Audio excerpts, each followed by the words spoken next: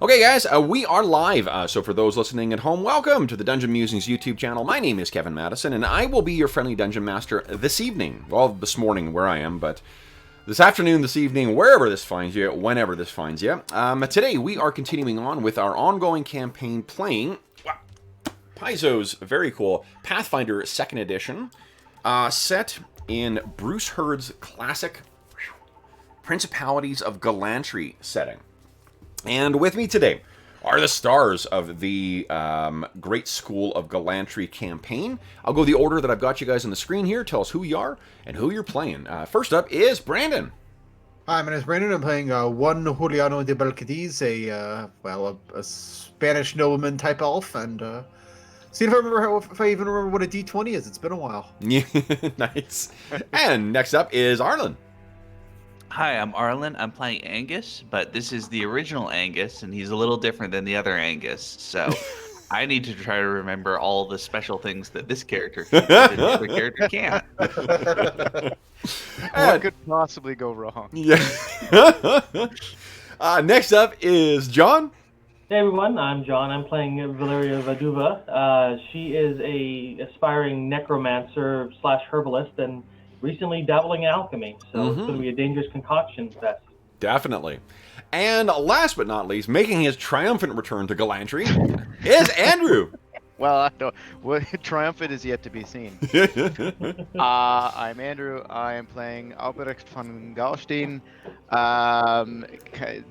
Trying to avoid his family's drama and politics, and yet seems to keep finding himself stumbling right back into them wherever he goes. That he does.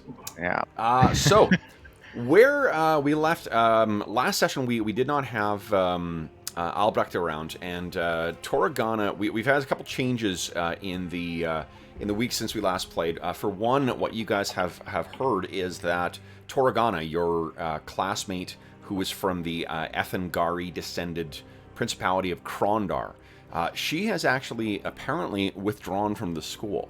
There's some rumors as to why she has withdrawn, but what that means is that Conclave Flinders finds itself down one student, and I mean the good fellow students from Conclave Wyvernwing. I'm sure that they won't take advantage of the fact that that you guys are down, one member of your cohort. And now finally, taking his head up from the books that he has been hitting so hard, we have Albrecht back. And I think, Juan Juliano, I thought you were here last session, because last session was our chatty one, right? Oh, I was, but it's still been a while. Okay, got it. I was just trying to remember if there was someone else absent, but no. And then for today, Keela is going to be absent. She is going to be occupied with the various duties that she has been undertaking on behalf of the Temple of Rad, as she, now that she's pulled a Sinead O'Connor and has shaved her head completely. I guess, it would be an old reference to make a reference to Britney Spears shaving her head, and I went even further back for an 80s reference. Oh my goodness. All right. So, where I think we find ourselves, or where we open our scene is going to be Albrecht making his way through the streets of Glantri, the canals, I should say, of Glantri. Now, we talked a little bit about your family off stream, and then also a little bit on stream as well too. But the Von Gausteins obviously have a bit of a storied reputation, and a storied history of, or at least a calling towards specific professions. What's that profession? My family have a long line of monster hunters. I have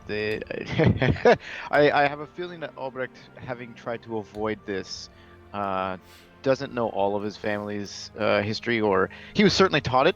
Yep. It's more of a factor of he just, was only half listening, scanned the pages kind of thing. I never took it too seriously. Okay. Now, when I think we last left was with a bit of not a cliffhanger, but a bit of a reveal with Angus as well too. Raider. And Angus, what I guess before we get back to Albrecht for a second here, Angus, we can assume that about like a month has passed since our last session. There were two things that there was a task that you were given, and then there was also something that you were going to adjust as well. That was going to be how they were going to contact you, right? You were concerned about how open your brother had been about contacting you. So what headway, or I guess first off, like what do you think that you've attempted to try and get the what he had asked for? Do you remember what it was? I do not. It's been too long. What he had asked for is a the what do you call it? Alumni list of alumni. Oh yes. All of the wizards and their specialties and all of that sort of stuff. Yeah. Now some of that stuff is going to be available in like the library or things like that, but some of it may be in student records in terms of like their specialties and things like that. And I'm not expecting that you've done that yet. We're going to kind of treat it like similar to how we treated the heist in the Barrowmaze campaign, where it's going to be, like there will be obstacles on your way towards your ultimate goal. And we're going to treat it like a long-term heist, though, where you've been making slow progress. Oh, did we lose Brandon altogether? Brandon, can you hear us still? He is not in the hangout. He is not in the hangout. Okay, so we'll wait and see if we can get Juan Juliano back. But what do you think? We'll say that in the interim, we've seen you take one step towards this. What do you think that might be? I think that has just been library research that perhaps not even like super dedicated research, but just like as names crop up, wizards are a long-lived bunch, since they have all their magic stuff. That Angus has like a journal, and he keeps every time he runs across a name of somebody who went to the great school at Glantri, he writes down a little bit of the information that's in the book that they wrote or that somebody else wrote about them or whatever. But And why don't we do this for to check your progress here? Hold on here, Angus Trader. Why don't you give us a stealth roll, please? Oh, and let me grab my DM screen here. Ouch! Ouch! Ouch! Critical hit on my toe. Damn it! I'm gonna use a hero point for that. Yeah. And that's not a whole lot better. Okay. But. So let's see here. This is, yeah.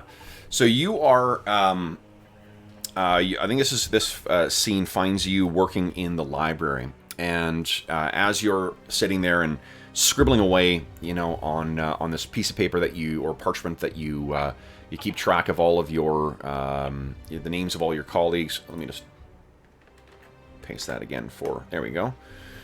For Brandon. Apologize. No, not at all. This is par for the course with online gaming. Sometimes the biggest adversary is the internet connection. Yes. So what you're sort of you find I guess like maybe like a manuscript that was written by a series of relatively recent graduates. So you are still furiously kind of scrambling down these names and where each of them seems to have come from to follow up later, and you've got some other things. And unfortunately, you were so focused on getting those names down, you did not realize that someone is kind of standing over you. And it's one of the librarians. And it looks down at your work, and you kind of look up, and it's this old guy. It's the same old guy that we have met before. And he kind of meets your eyes. Working hard, Master McLeish. Always. What do you have down there?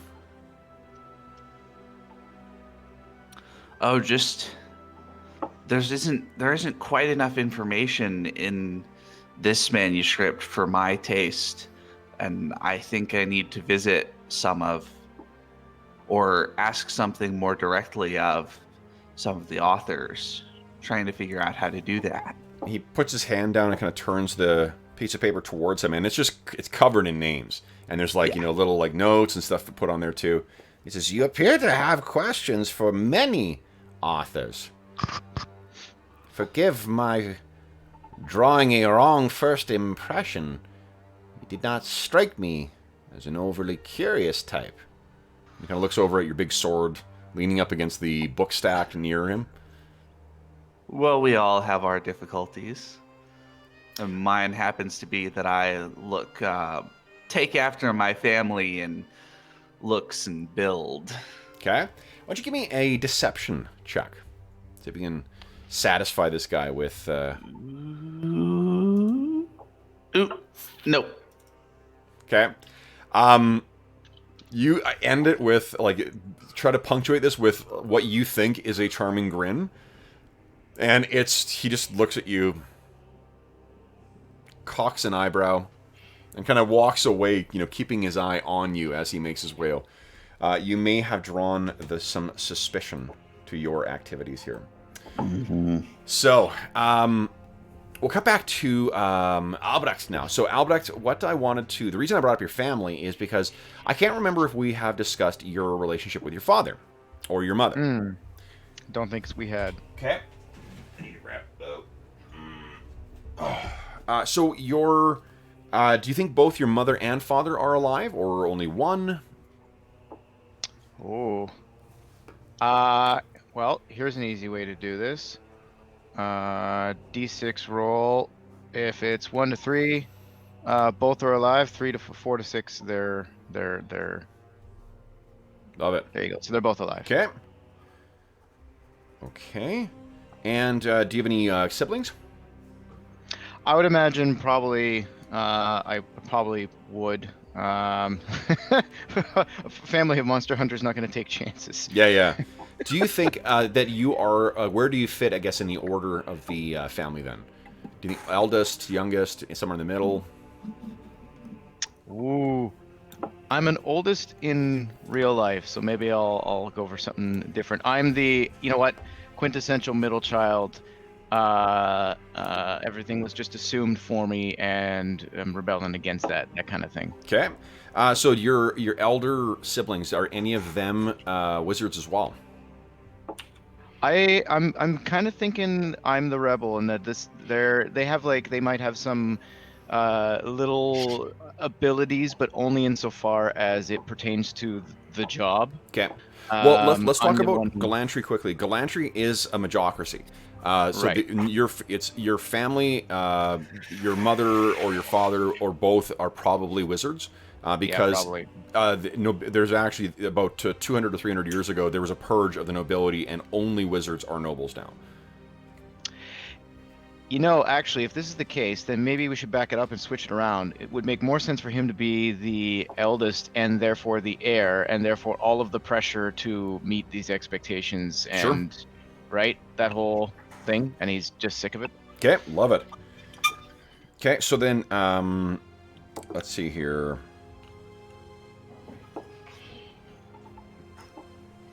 I'm finding a name here. Christina, I like that. So your mom is Christina von Gaustein. And what do you think your papa's name is? Oh, I'm looking at if you're, because I know you're a D&D guy too. I steal from Xanthar's guide all the time. So, well, why don't we go, Eric? Eric, okay, love it. Okay, Eric von Gaustein. All right. So, and what is your relationship with the two of them? You said it's a little rocky, you think? I don't think there's outright animosity, but there's a certain kind of mutual low boil resentment in the fact that they know I'm not putting enough effort into taking my role seriously. Okay. And they had assumed that this would be a phase, but it doesn't seem to be going away as I'm entering adulthood. Yep. And of course I am lukewarm towards them because I see them as just like controlling and not giving me any sort of sense of identity of myself. Sure. Okay. So what we see is you're making your way through the canals of Glantri. I think there's maybe a folio that you wanted to pick up from. There is a thing, an organization in Glantri City called the Monster Hunters Union, and the Monster Hunters Union is basically like it's the like not stevedores, but they're like the animal handlers of unnatural beasts. So if you need to have an owl bear shipped into town, that's the organization that will take care of that stuff for you. And we never really think about that in our games, do we? Who's the poor schmuck? Yeah. This is definitely something that where thought has been put into it for from this, which is again a credit to the amazingly talented and creative Bruce Hurd. What do you what you're doing is you're on your way back, and you're sort of lost in thought. Maybe you're running late for something as you're making your way, and this is like across one of the bridges that leads back towards the Great School of Magic. And unfortunately, because you're lost in thought, you don't really realize that as you're making your way along, a fairly big man kind of slams into you, and it leads you kind of like, wow! You don't fall over, but you do unfortunately drop a lot of the stuff that you're carrying, and you kind of spin around. What would Alberic's reaction be to that? Fool. Okay. And you see, it looks like it's someone who works as a laborer of some kind. I mean, he's got kind of like oily stained kind of leathers on. He's got a lot of growth on, not quite a beard, but not fully clean shaven. His hair is receded back to around here, and then it's just shaved quite close. And he looks up at you and says, I'm so sorry, Master. Oh, wait. And he helps you sort of collect your stuff, and then he hands it to you, and it's a bit of a fucking jumble right now. And he's sort of like, here. He doesn't give the impression that he is that he really has handled books before. However, that would be someone without your keen insight. Tess rolled a perception check for you, and I rolled a nat 20. So you look over, and this is a little curious, and this guy seems to be putting on a little bit more of a show than what is necessary. The level of deference, I mean, there's a great deal of deference that's shown to the wizards in Glantri because they're the ones who run the government. And of course, as you guys have discovered, there's a secret police here, also run by wizards. But this guy seems to, there's a brief moment where as he's handing it to you, your eyes meet, and there is a look of, maybe not knowing between them, but as if like there is a kind of a message being communicated. He hands the stuff to you, and then immediately goes back to, I'm so sorry, my mistake, as he walks away. He turns and carries on. Your books are all in a bit of disarray right now, so you're having to spend a moment to trying to get things organized. What are you thinking? Well, I realize juggling all the books and trying to get them sorted provides some distraction. Do I get a sense of where he goes? He seems to head back in the direction of the south end of town. Okay, and is he just beelining it, or is he kind of trying to get into? Is he clearly trying to get off the main street now? Is essentially trying to get away from me as quickly as possible, or is he just kind of So, let me ask you this: Are you trying to keep an eye on where he's going? Yeah, I figure Sure. I can get my stuff together, but Yeah. I'm interested in the thing rapidly leaving my vision. Sure. Why don't you give me a? The reason I ask is, let's just have a perception check. Sure. This guy is going to try and kind of fade into the crowd, but let's let the dice decide. Oh, gosh, let's see if I remember where. Aha. Ooh. Well, Okay. that's So fine. I think you were concerned about the books, or there's something you're carrying that you look down, you look up. Where the hell did he go? It's very strange. Hmm. Okay, I will look at the books. Try to.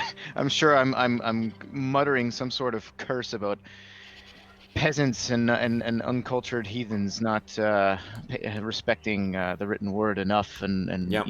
all checking them to make sure no pages have been ripped, or Yeah. one is like dog-eared, and now I'm really upset because the cover was a little bent. It's probably a library book too. So the dog-eared one, funny you mentioned that. You sort of open it up, and as you're straightening the corner out to correct it, there's a slip of paper placed in here that you did not place in there. Okay. I will. It's folded over. It's a piece of parchment. And you sort of look around, and as you're muttering, there's an old lady who's walking by with her kids and kind of like giving you a dirty look for cursing as much. Cover your ears, children. Oh, Entschuldigung. Yeah. Okay, so this is weird, but I'll quickly kind of unobtrusively finish up gathering my stuff. Is there anywhere nearby that's a little bit more quiet? Is there a little alcove I can duck into? Yeah, I mean, there's there's cafe. alleys and whatnot all along Glantri City. You are pretty close to the school as well too. It's just a matter of kind of crossing. Sure. I think it's Alexanderplatz is right here, and then that leads you back into the city. I forgot about that detail. Yeah, it's wonderful. Okay, so yeah, I'll cross over Alex and get back to the school then, and just go probably directly to our room. Sure. Our dorm. So you head into the room, and I think as you go in, what you see is your colleagues have begun taking up more, and more space in the common room. Valeria's in there with a bit of a, baby's first alchemy kit thing set up, and working away. There's things bubbling away and whatnot. She's got a big smock on. I suppose we have to start somewhere. Yeah, and the Juan Juliano seems to be like pacing back and forth and talking, and it doesn't seem Valeria's the only other one in here, so it's not quite clear who he's talking to because she's certainly not listening. It's not stopping him from and I don't talking. see any of the like spirits, the doubles. Yeah. So, do you head to your room or do you open it here? Oh, actually, I thought this was all a common space in my head. So we each have rooms. You still have, you still have your little your. Yeah, it's effectively like, think of like a monastic cell. That's sort of like the tiny little bit of space that you have to yourself. Otherwise, it's the common area. Yeah. It's the res room with like the shared kitchen and living room. We each have our own bedroom. Totally. Cool. I'll go to my own room and close the door, and I'll take a look at this weird letter or thing. What it says inside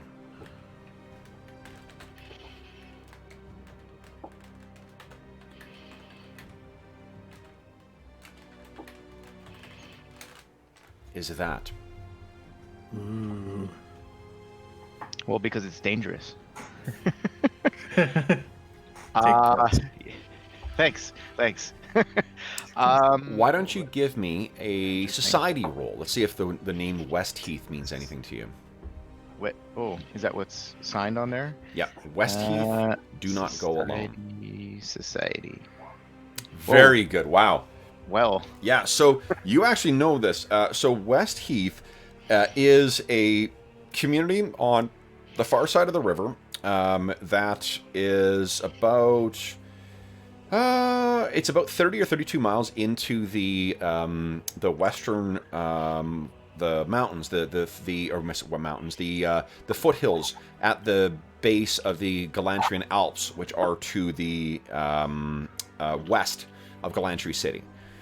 Glantri City is located at kind of the confluence of a couple of hills, what do you call it? Oh, there it is. Yeah, you got it right on the map here. Actually, right here. Oh, okay.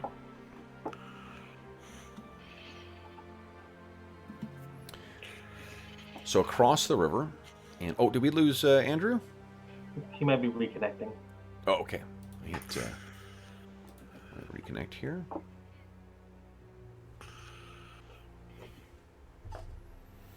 still in Hangouts. Okay, maybe it's just a little hiccup. Everybody must be trying out their new toys after Black Friday. Yeah, true. I wish I had actually exercised a little bit of self-control because I ordered a bunch of stuff from Noble Knight the day before and was not really thinking about... I was just like, oh, I've been waiting for a copy. Yeah. Me and me both. I got a 3D printer, and then I wasn't thinking that that'd be one of the things most likely to be discounted. Yeah. Oh, jeez. And so I hadn't gotten the other one working before Black Friday, so I lost any reason to do it. So. Yeah. All right. Let's see. Is Andrew still in the Hangout? Yep. I just don't hear him. He's frozen. He's frozen in the Hangout. Yeah, he's frozen in the Hangout, so let's give him a moment here. So, Valeria, you've been dutifully working on your alchemy skills here, right? Oh, yes. Now, has there... what about... I know, Brandon, I did get your email about the... gosh, what's his name? Don Hippolito, right. Hippolito. So Hippolito will be in one of the upper classes. You have not given his... I think you've heard about him, and you've heard the rumors of the magical curse that afflicts him, but you have not actually seen him yet. You guys have not met the... there are 2 upper year classes. There's Conclave Wyvernwing, and you haven't actually met the other Conclave yet. He is part of that other... the Conclave that would have bedeviled Wyvernwing when they were freshmen. Oh, well, that's somebody else. Hippolito is the guy that the other guy, the brother of the Donna. Well, 1 second here. I forgot the name of the kid who's in the class, maybe above us. Don Miguelito. Yep. Okay. That's who it is. Yeah. Sorry. Yeah. Miguelito, Okay. not Hippolito. Okay. Okay. Miguelito. Okay.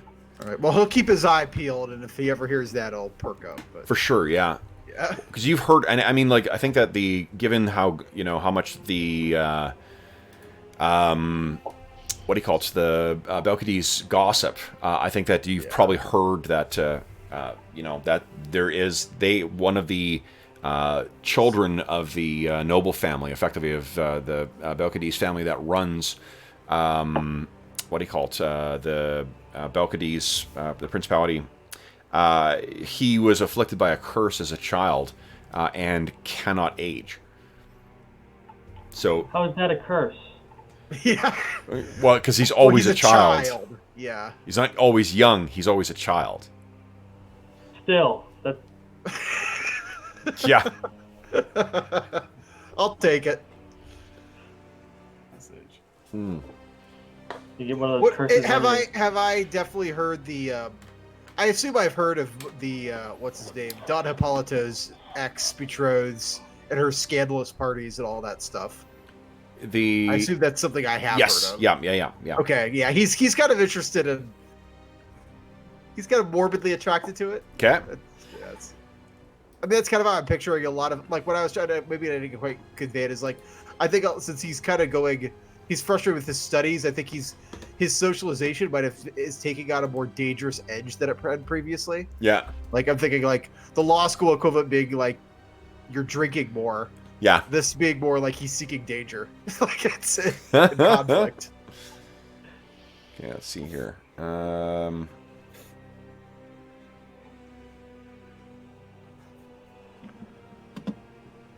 So I was checking Discord to see if Andrew's having difficulty getting back on. What do we got here? He might be having internet problems. Oh, jeez, he just lost power. Oh. Oh my god. What? Okay. Let me quickly flip an email. Say,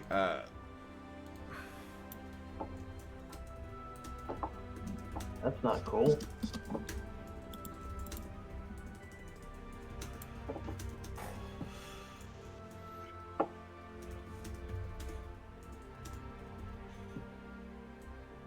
I'm sure we'll be fine. okay.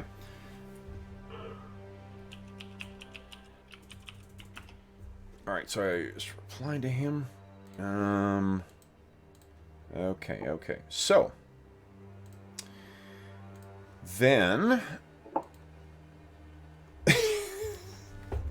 this is a great example of genuine. I tend to improvise quite a bit on the fly. This is going to be some even more so than usual because everything I had planned for today had to do with Andrew's character being back. Oh. So let's do this. Let's okay. We were talking before about Angus's mission. So the other thing I wanted to hear about as well is what you have, what steps you've taken to try and find out a different way of your brother communicating with you. Because there was another. He has also changed. What do you call? You said that him sending you even a coded note. You were concerned about that getting exposed, right? Yep.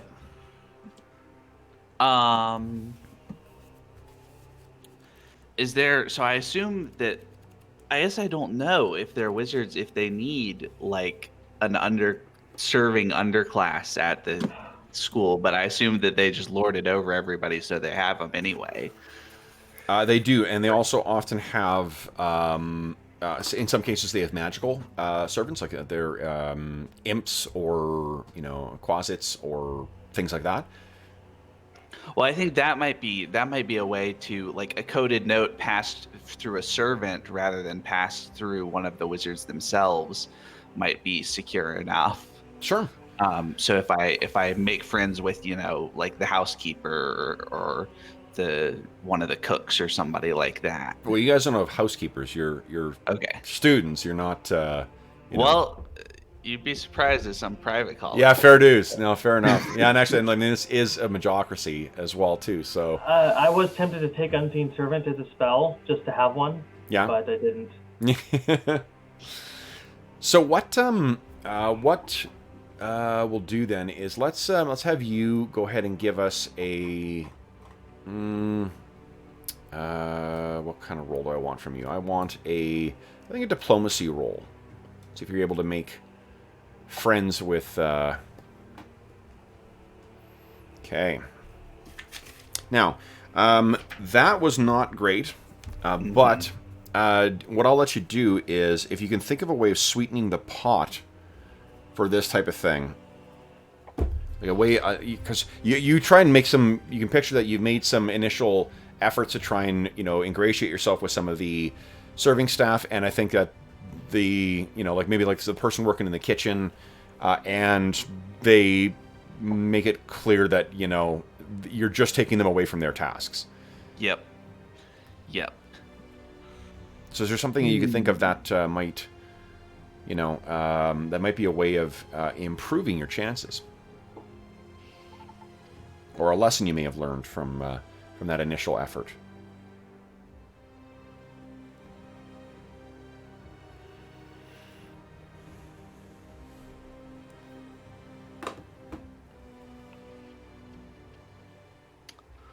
Maybe I the first pass wasn't so much to make friends, but to kind of figure out who's the weakest link, right? To single out one of them who I feel okay, while he's with the group, yep, this is not going to work. But if I can, find one of the guys alone, one of the servants alone, then I might be able to pressure him a little bit more, because I am a mage after all in a magocracy. So. Sure. Okay, so you can try and pressure the guy or girl into currying these secret notes for you. Yeah. Okay, so who do you think you've cornered then? Well, I was going for a guy because it seems kind of predatory if it was a woman to start pressuring her into doing all of my, but that's just me. Yeah. But maybe one of the lowest of the low levels, not even one of the cooks, but almost like a waiter.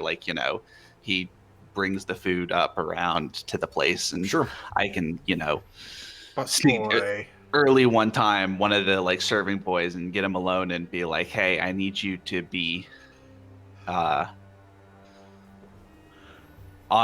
of, at some point you may have okay, I'm trying to think of exactly what I'd say to him, because obviously I don't want to say I need you to help me put together a spy ring.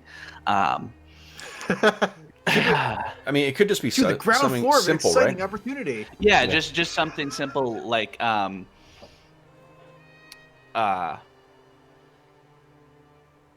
Like if he doesn't know what, one of the ways that cells actually operate successfully is by partitioning information. If all he knows is he's bringing notes will be left at a certain place, and then he'll deliver them to a different place, that may be sufficient. Yeah, I'm gonna say you're gonna keep straight in the eyes and kind of narrowed gaze, and you're gonna keep a lookout for notes placed at wherever it is that my brother can get him to, and you're gonna bring them to me if you find anything. So let's say it's the guy who delivers the produce.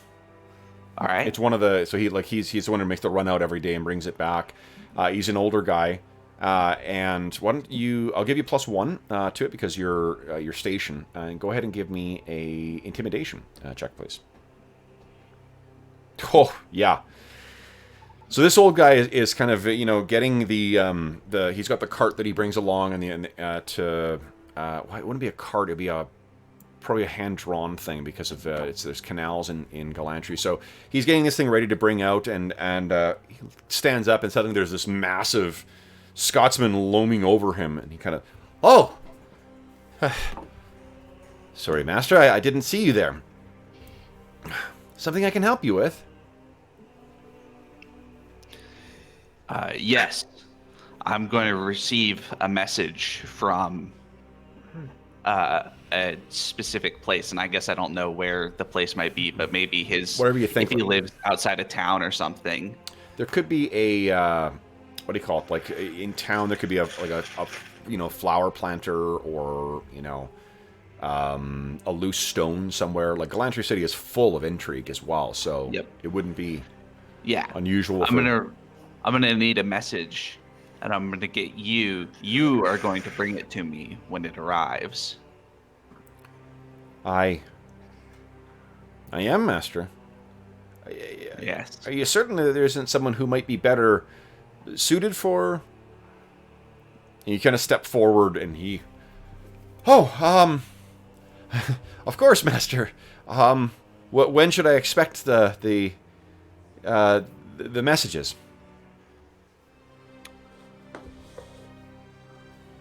Well, just be on the lookout regularly, because when exactly is up in the air still. Oh, I see. Very well. I will do this for you, sir. And and he kind of leans in and says, I won't tell anyone. Huh. He seems pretty eager. Wise man. Of course. And with that, so I'm trying to sort out a lid on a coffee thing here. With that, you now have your the person ferrying messages back and forth between yourself and your brother.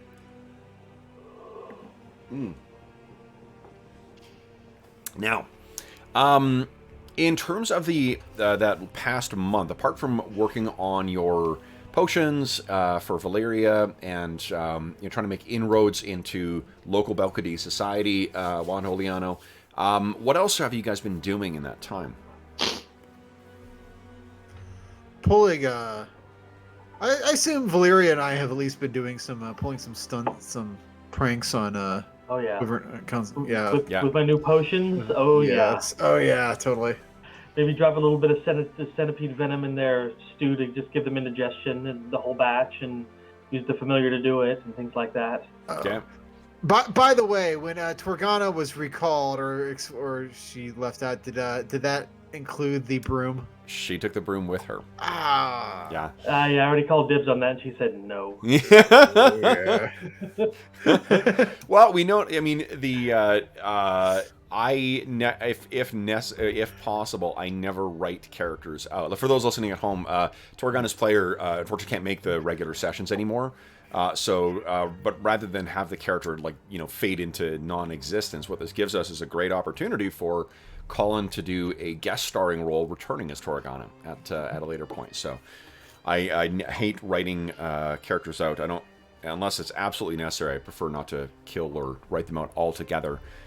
So I'm glad she still got that, because you can kind of picture her in the plains of Krondar flying around while her colleagues are riding horses, flying around on that flying broom.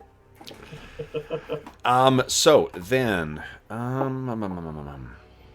well, first off, each of you gets another hero point, and let's do this. Because we're waiting to see if well, I mean, if he's got power out, I think that's likely going to be for the duration of the session. Why don't we take our early break right now? Give me a second to quickly collect my thoughts here, and then we'll come back and figure out what's going to happen for the rest of the session. Okay. Yep. Sound Sounds good? good. Okay. Yep. Oh, sorry, I forgot to put the intermission music on.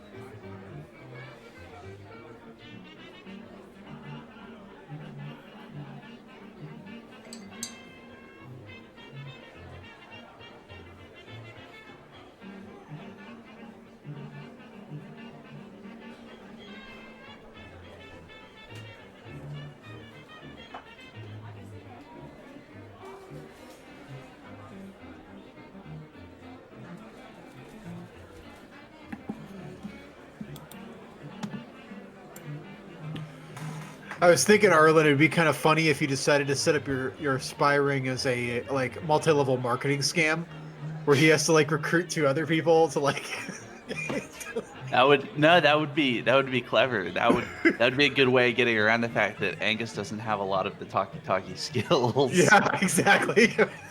Of course, then what happens is that half the lower, everyone in the school that's one of the lowest serving people are now in the scam. Well, I told Kevin on Twitter at one point, one day when we have the guillotines out for the special police, we'll all laugh back on, when we got sent to visit them. So, maybe Popular Uprising isn't so far from. Yeah. Well, Yeah. I plan on killing those special police, so. Yeah. Juan Juliano is probably not opposed to that. That is chief ambition, but he's... Welcome back, Andrew. Yeah. Hello. Can you hear me? Hey. Everything Yeah. working? Kev took an early break to figure out what he was going to do since he didn't think you were going to be coming back.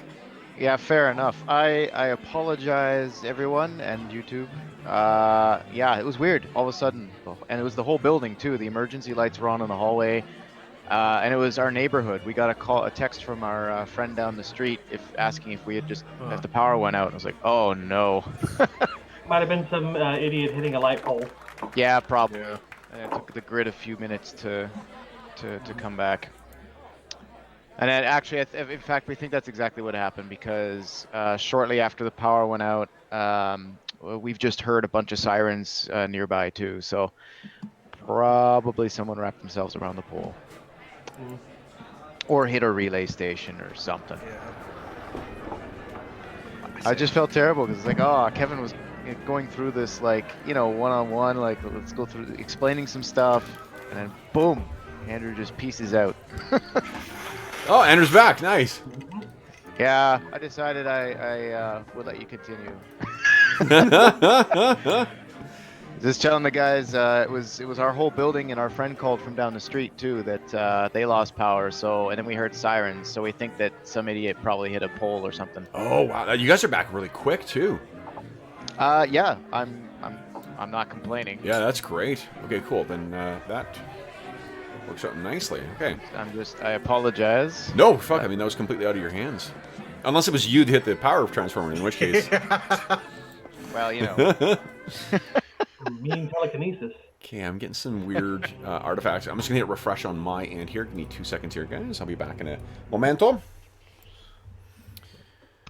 All right. Are we still like live, or did we pause the stream too? No, we're still live. The okay. I actually the reason we took our break early was just because I was gonna quickly figure out what we were gonna do.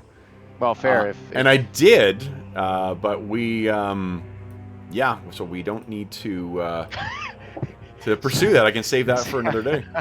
So now I feel bad. You have to like scramble too. I'm sorry. No, not at all. That's part of. I mean, this is.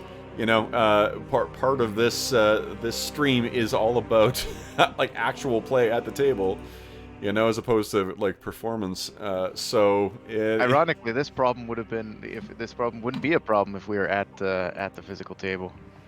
Well, no, it would if the player suddenly had to, was called away or had to leave, and that's what you had sort of planned the session around. That's more what I mean. Oh. So now I feel zero pressure. No, not at all. Not at all. Okay, so let's we did get an opportunity to talk about what some the other characters were doing during this time. So where did we lose you? You were heading back into your room, is that right? Yeah, I had just gotten into the room. We did were you attacked by the gargoyle yet? Check on, just kidding. I think you were just explaining to me what the yes, signatories of this little note, the background. That's right. We were taking a look. You had rolled really well on your 26. That was your piece out. 26. I'm done. I've won Pathfinder 2nd edition. Okay, so what West Heath is a community that's roughly 30 or 32 miles west of Glantri City, across the river, and in the foothills of the Glantrian Alps. West Heath is there is a garrison that is stationed there, and I'm trying to remember who is the. Oh, it is one of the minor principalities as well too. There are the greater principalities with the big houses that actually have standing, and then there's petty nobility that has been granted land for whatever reason. West Heath happens to be one of those. It is one of the. It is because it's close to the city. It doesn't necessarily need to align itself with one of the other powerful houses. It sort of keeps going on its own. But it also is, while it looks close to the city, the foothills of the Glantrian Alps are kind of notoriously wild. Like one of the reasons why wizards liked settling in Glantri in the first place is it's very easy to find a place that's remote. With the way that the landscape is, with the amount of valleys and, the rolling and ending, unending seemingly foothills. it's easy to find places to get lost. But I think what else? I think because you rolled quite so well as well, you also know that Westheath is. You've heard it spoken as being close to the First World, and then what the First World is a fancy or artful way of discussing the Fey realm.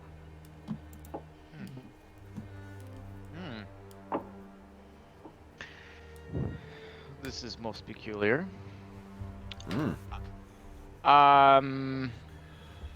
Okay. And it was, just so I remember, it was do not go alone, right? Yeah, there's Westheath, and then Westheath. below that, on a second line, do not go alone. Okay. All right. Well, having no particular immediate plans to go there at all, necessarily, can't imagine what circumstances might lead me there in the next hour or two. Okay, so I will. Would you give me a let's see here. I think an Arcana check, please. All right. That is not great. Did you want to spend a hero point? Oh, when a 12 is not great. I've got the 1. Well, you rolled a 4, so... Oh, no, you rolled an 8. No, you rolled a 4. No, you rolled a 4. Yeah, It's so a that +8 would be... bonus, so. Oh, fair. Yeah. That's only because... Oh, you should have a second hero point as well, too. Sorry, when you were off. So if you want to re-roll it, just don't bother adjusting what your hero point total is. Oh, okay. Cool. Okay. Well... Love, you roll 20. Awesome. Yeah. So... I think what you can gather from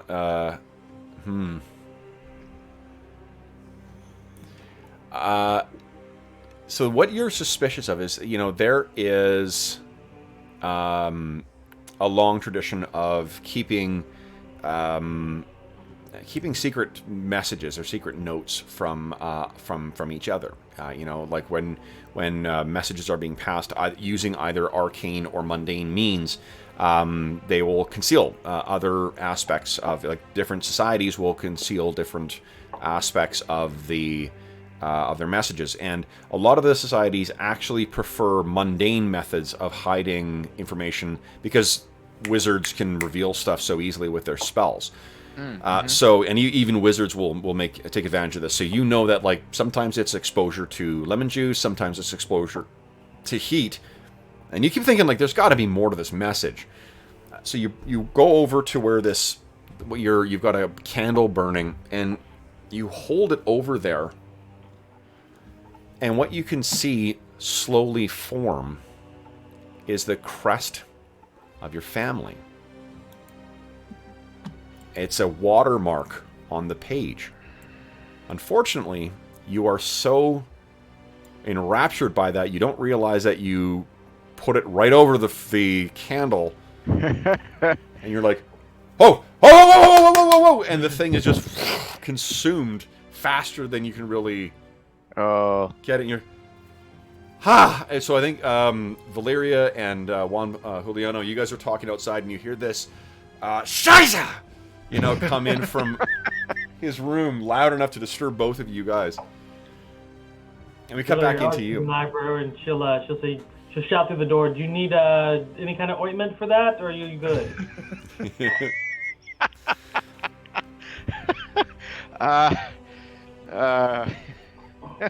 So the context, unfortunately, you don't have this any longer, Albrecht, but the context of this is that this is...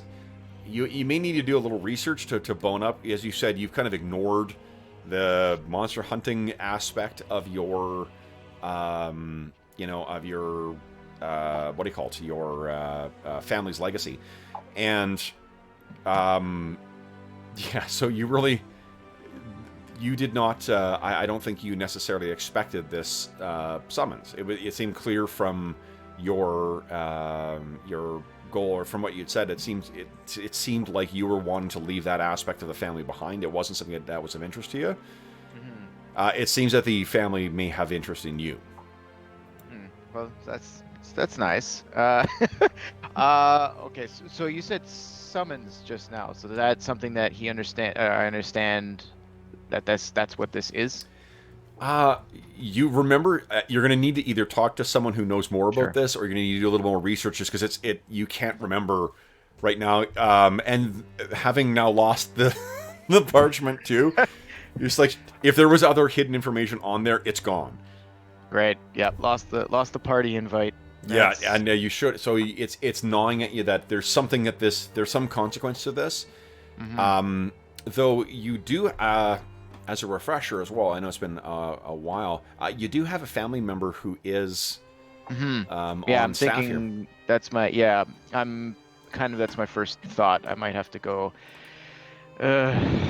see my uncle. Heinrich Eisenfaust, Angus's dueling partner. And your angry face. So Albrecht, leaves his room, and Albrecht, am I correct in thinking that he is generally, off-put is his general demeanor? Oh yeah, he's gonna come out, and you guys will see me kind of I'm kind of muttering. If you get anything, it'll be you'll get hints of effing. Won't leave me, family won't leave me alone. Told them I don't want any part of this. Blah blah blah. Like, it's just nonsense muttering. But I also seem quite distracted as I enter the main room. Okay. We'll say, Angus, you come back at this point as well too, from whatever you've been doing. So you guys are all in kind of the same common area right now. Valeria's got her big goggles on. Juan Juliano is idly kind of slashing at the air with his rapier. Still talking as well too, I imagine. Yeah, definitely. Okay. What happens next, guys? Do I smell smoke in here? Wasn't for me. And she looks at Albrecht. Eyes big in the goggles. And then he pulls them up and sets them on her head. It's fine. I had a moment of inattention, and it led to I burned the paper. It's fine. It's ashes. There's no further fire. Didn't catch. Momentary idiocy. There's a lot Things of fine. words about just paper. Well, it was a strange thing. I'm not even sure what to make of it. I just found something. It was interesting. I tried to put it to the light to see it better, and then it's caught. Secret message, and now he stops and puts his chair down and sits wrapped audience. I kind of so I sit down. I look to the door as if I'm about to just continue leaving, and then I hesitate and deliberately turn and sit down in one of the nearby chairs. I'm not even sure if this is a thing that I should make a big deal of or not. I bumped into somebody on the way back here, and when I gathered my things, I noticed there was a paper there that wasn't there before. And opening it, it's a very strange cryptic message, and my family's crest, which is odd. I do not recognize the individual that I bumped into, and so it is very strange to have received this note. It refers to a region nearby, and then warns me not to go alone. That is all. But before I could see if there was any other message, the candle had its way with the paper, much to my disadvantage. Well, let's settle it. I think we must go immediately. Come on, Valeria, let's get packed. One needs to know more about where they're going and why before we just go out the door. Must one really? Well, we are at school and they'll notice our absence. I mean, maybe we can make a field trip of it, but And one, I'm in enough trouble. Yeah, we are all facing quite enough trouble. And one, I mean, the fact that the note telling me about this place was telling me about this place in order to warn me not to go there. To go there Forget- alone. That is why we all must go. Well, I would never expect all of you to just drop everything and come along with me for some unknown Abenteuer. I don't know what would become of it. Why I've received this. I think as a first step, perhaps. I don't know. My family is connected to this somehow. I had thought that perhaps I would not have to deal with the bullshit, but I suppose that is not up to me. Shocking. He never is. He's already packing.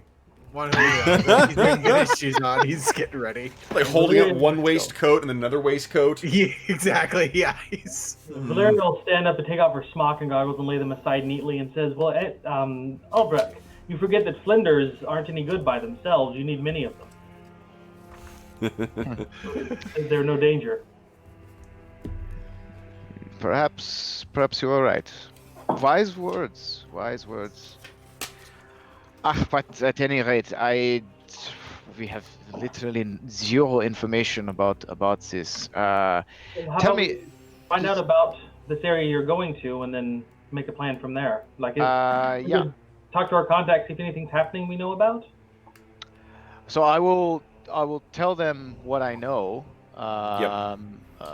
From my own knowledge. But so let's hear. Does anyone have training in nature? Oh. Yes.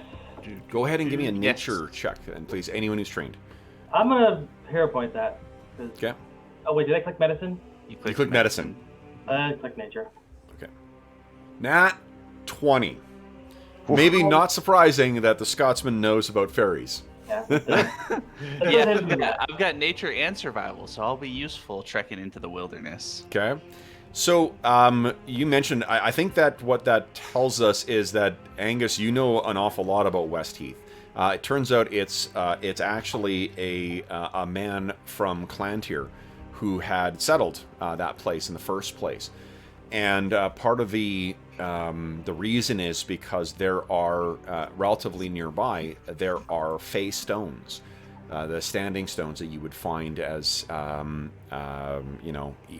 basically like fairy gates, or what you would understand them as. And what Albrecht has described as the first world, that's not, I mean, it's Feyland, right? It's the realm of Titania and Oberon and all of that stuff, and the Seelie, the Unseelie.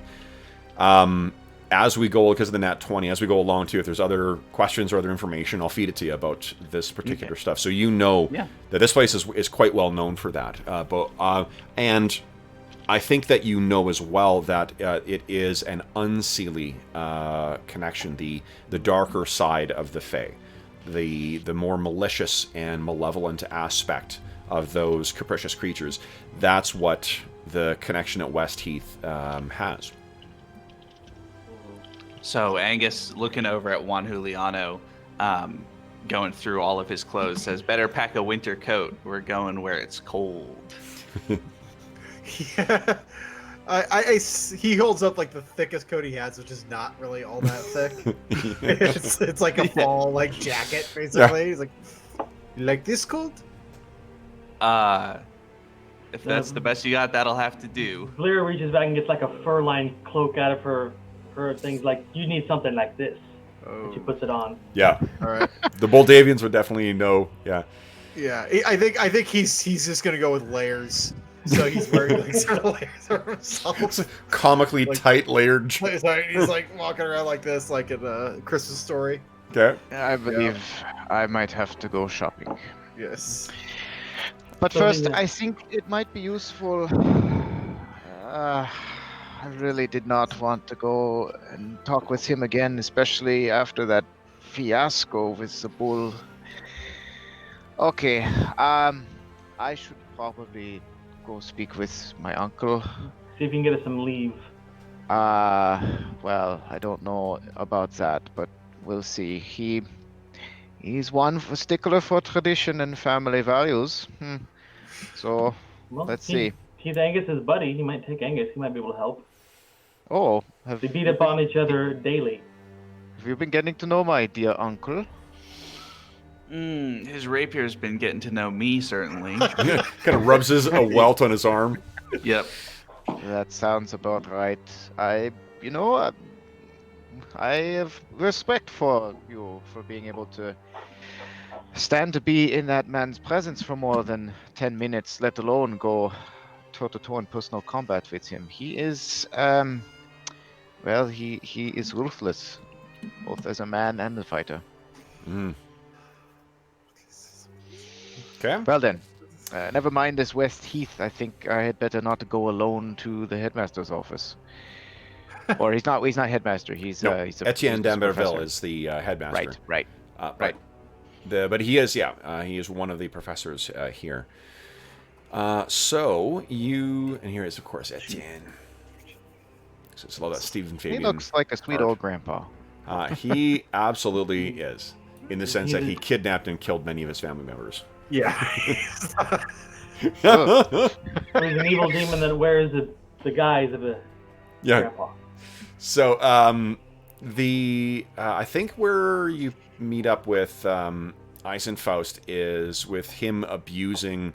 Maybe you finish hearing him scream at some students in the like that circular kind of lecture hall that you guys go to, and he comes storming out and almost kind of walks into you, Albrecht, and kind of, what are you doing here? So, loitering around. You have nothing else to do? Hello, dear uncle. It's good to see you too. Dear uncle. What are you here for? A moment of your time, if you have such to spare. He arcs his eyebrow. Have you that time to spare? I wish I had, but something has developed that I need some guidance on. Even your explanations. Fuck with me. And he starts clip. You hear the clip of the heels of his military boots as he's going along. Keep up. All right, lads. Well, and lady, this will be fun. I follow. Okay. So you're kind of he's really walking at a good clip. I think if all of you guys are there, Angus, because of your big strides, you're able to keep up quite handily. But you're sort of having to run behind Valeria. You're definitely having to scamper to try and keep up. Valeria looks left and right, and they take something out of her bag and drinks it, and then suddenly her skin starts to glow silvery, and she takes a little bit of damage, but her speed increases. He's like, okay. He's a quick silver mutagen. Nice. And so what do you say, Albrecht? While trying to power walk and keep up with him. This is the classic Aaron Sorkin walk and talk, although he's angrily stomping through the magical school. Look, I would not be coming to bother you. Trust me, I have very little desire to spend more time. You mean again? You would not come to bother me again? Yes, again. I am sorry. I wouldn't be here if it wasn't... Look, I might have gotten a message from someone in the family about... He stops. You all kind of bump into each other. Well, what message from the family? Interesting. I bumped into somebody, was accosted in the street on my way here today, and then I found afterwards this letter in front of my books, and I explain. What letter? It was this is the problem. It mentioned a place called West Heath, and it was telling me what not letter? go. And he puts his hand out. The letter itself is physically gone. I thought perhaps there was more to this message. I put physically it up to gone? What do you mean?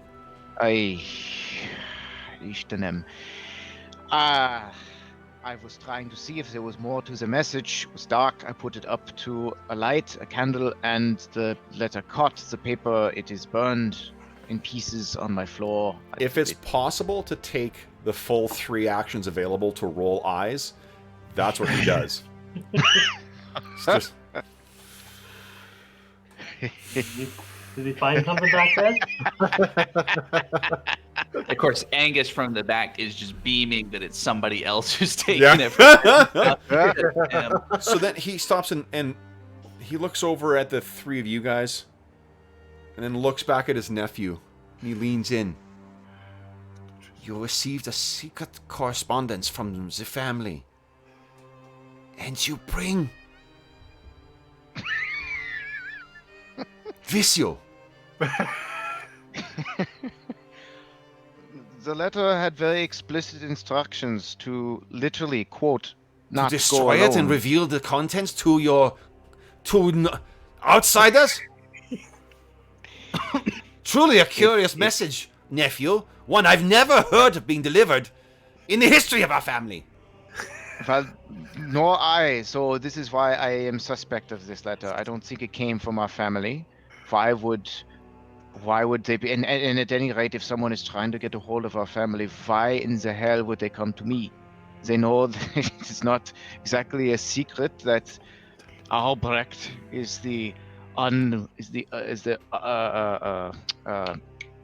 ungrateful child, the black horse, the one who ran away. Oh, Why would anyone want to contact me? nephew, you are much more insightful than what I give you credit for. Oh no, he complimented you. Look out. That was He no shakes his head. compliment.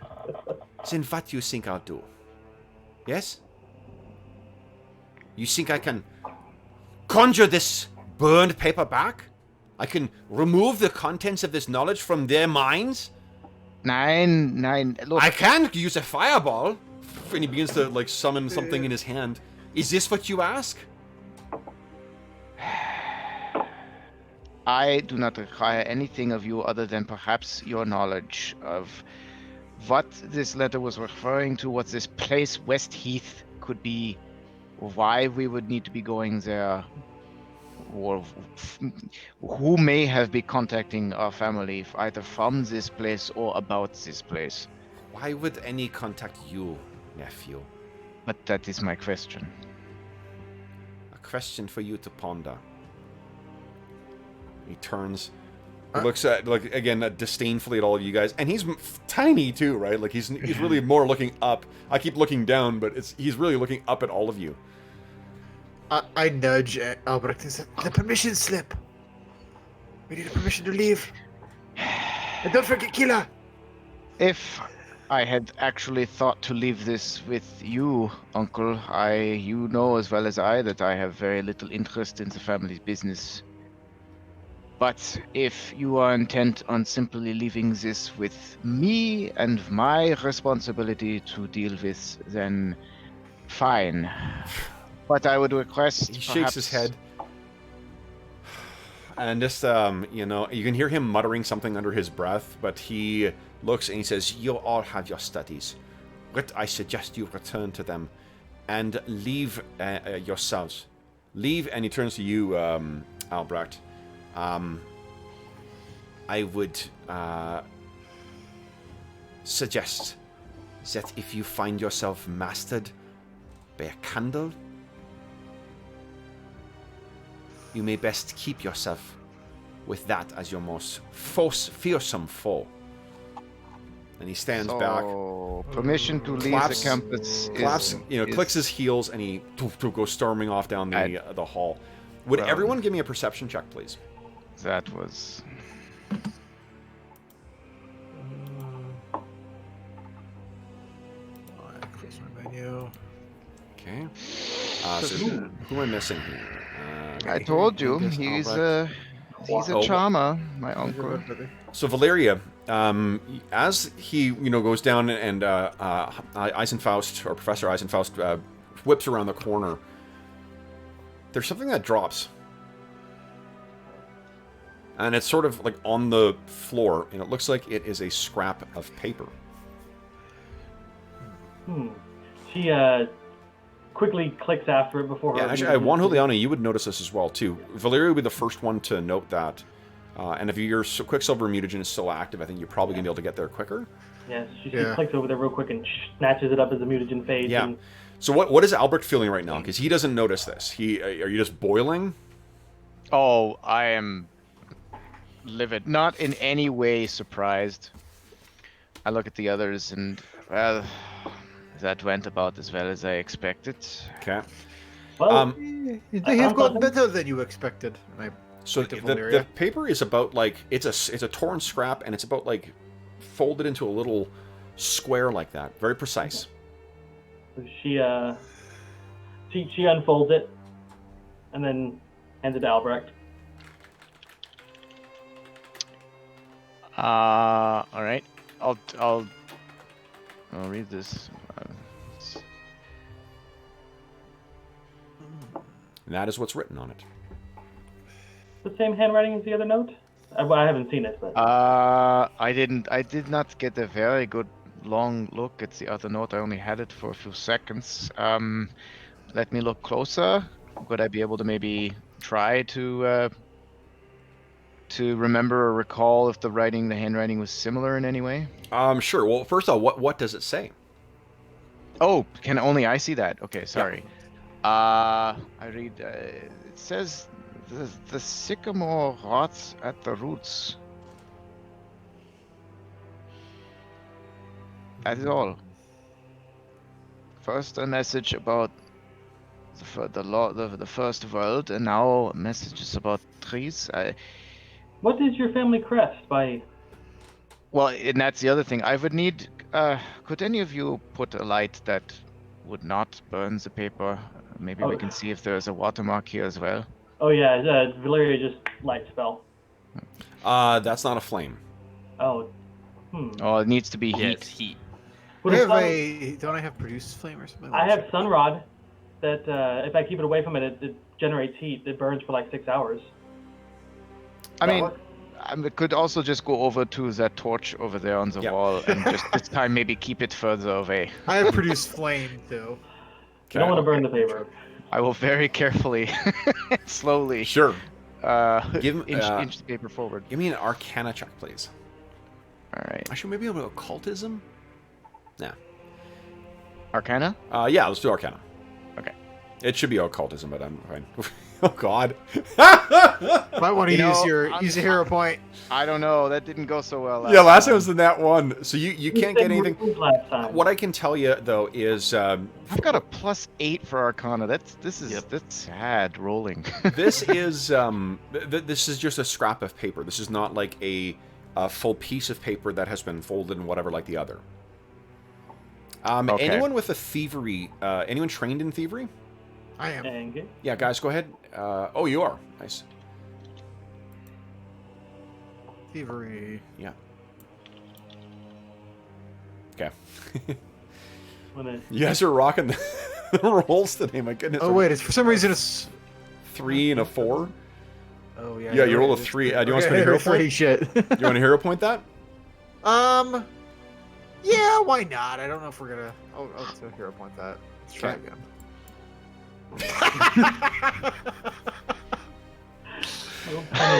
Not So, friendly. yeah. The dice are just insulting you now. Yeah, really. Yeah. That's funny. So I mean the you I guess maybe well no, it's not a crit failure, so you're not like, let's try burning it. There's not really much else you can tell. Valeria, with that perception roll, you are certain that it fell out of or off of Professor Eisenfaust. Yeah, so she said, I'm sure it came out of his pocket. Whether it was intentional or not, I don't know. I don't know if you could see whether it came out of his pocket or not. What you knew is it came from his person. Oh, well, she's assuming it's his pocket. Okay. So, but she says she doesn't know if it was intentional or not. But it wasn't there before he passed the spot, and then it was. And is there any?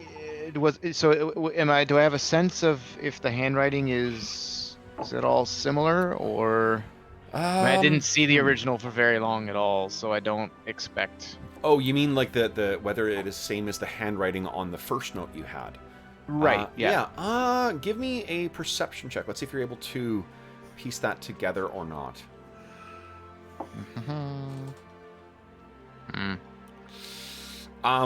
It's the same alphabet. Maybe. It's not obviously different, but it's not clear whether, you're really kicking yourself for unfortunately burning that last one. But yeah, you can't tell whether it's necessarily the same. It's certainly the same. It's in the common tongue. Both were in the common tongue. That's right, yeah. Okay, so they weren't in Alban. Let's see here. I don't know if there's a separate. That would be actually Phaeation. Phaeation? Oh no, it's not, because you're. So the interesting thing with your community, your family, like your the place you're from, is was founded by two feuding families from Alphatia and Thyatis, which are two massive empires that are at odds with each other. So it's, like conflict is baked into your family. And that's actually a good point. You know what? I think it would be. Both of them are written in Alphatian script, but Phaeation language, which is characteristic of your home. Okay, so like a mix of the... Yeah, it's what your family does. Characters of one language with the script of one language with the actual characters of the other, or the grammar and structure of the other one. Exactly. Yeah. Okay. It's one of the ways your family kind of keeps, things within the. It's not like a foolproof. It's just a way of confounding easy, eavesdropping. Okay, so then to be clear, the letters we have today, you said they were in common though. So are they then? Oh, sorry, they're in... You're right. They both would have been in Phaeation. Okay. Would I be able to use heraldry to see if the sycamore rots at the roots has any significance? Sure. Yeah. Go ahead. Okay. God. Unfortunately, no consequence. Nothing that comes to mind. It doesn't sound like a house motto or anything like that.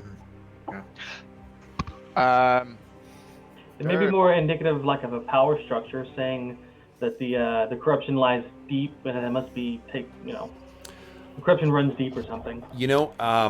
Angus, because of your nat 20 from before, I will tell you that a sycamore may have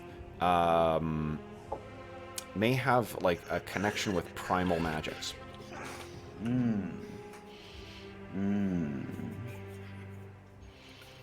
They're quite an unusual tree in this region. Like this part of the world, not like Glantri City, but I mean like Glantri in general. And the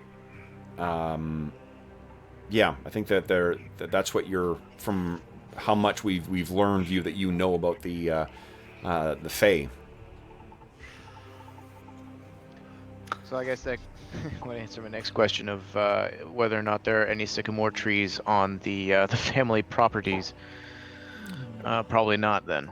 I don't think there are any on it's not a tree that's associated with your family or with the the principality. So it wouldn't be symbolic of one of the family branches or anything like that. No. Okay.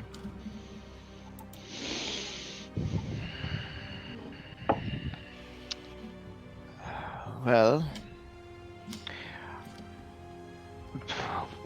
I don't even know where to start. If we think that these messages are perhaps related, if they are, then this might actually explain dear uncle's reaction, and his immediate dismissal.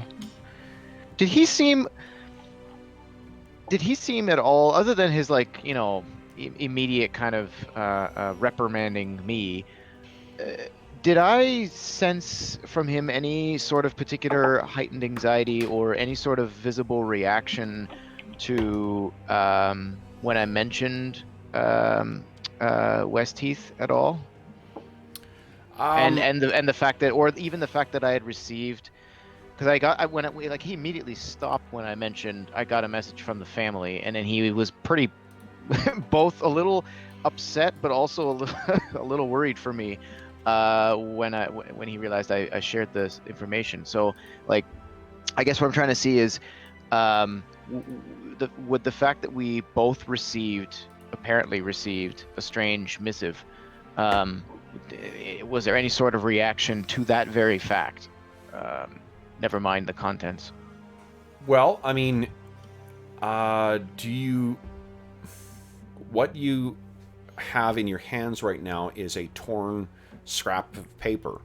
That's not what you received. Yeah. Okay. Angus, one thing that you're able to pick up from this stuff is like you've definitely come to know Eisenfaust's, kind of like drill sergeant persona, right? Mm-hmm. And I think you've come to get a little bit of a sense of when he's putting on and when he's genuinely just the furious little man that he is at heart. And you get a sense that there's a little bit of the latter in his reaction to Albrecht. Part of the reason you may have been grinning is because you actually are starting to be able to read this little ball of fury and swordplay. It seems like he was putting on a bit. With what the reaction was to the reveal to you guys and the burning of the letter, or at least, I mean, the burning. There is definitely some genuine anger that was wrapped in there, but there's a little bit of playing up as well. It's also, I mean, your experience dealing with him. He's not the kind of guy to have stuff falling out of pockets. Yep. So I'm gonna kind of put an arm on Albrecht's shoulder and say, buddy, I think that he may be expecting us to go to West Heath, whether or not he approves of it directly.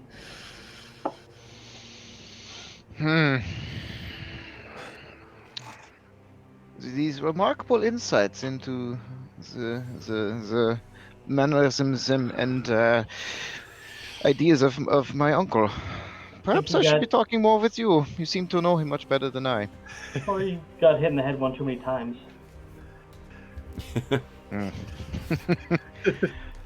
So, alright. Well, we know Juan is already packed and ready to go.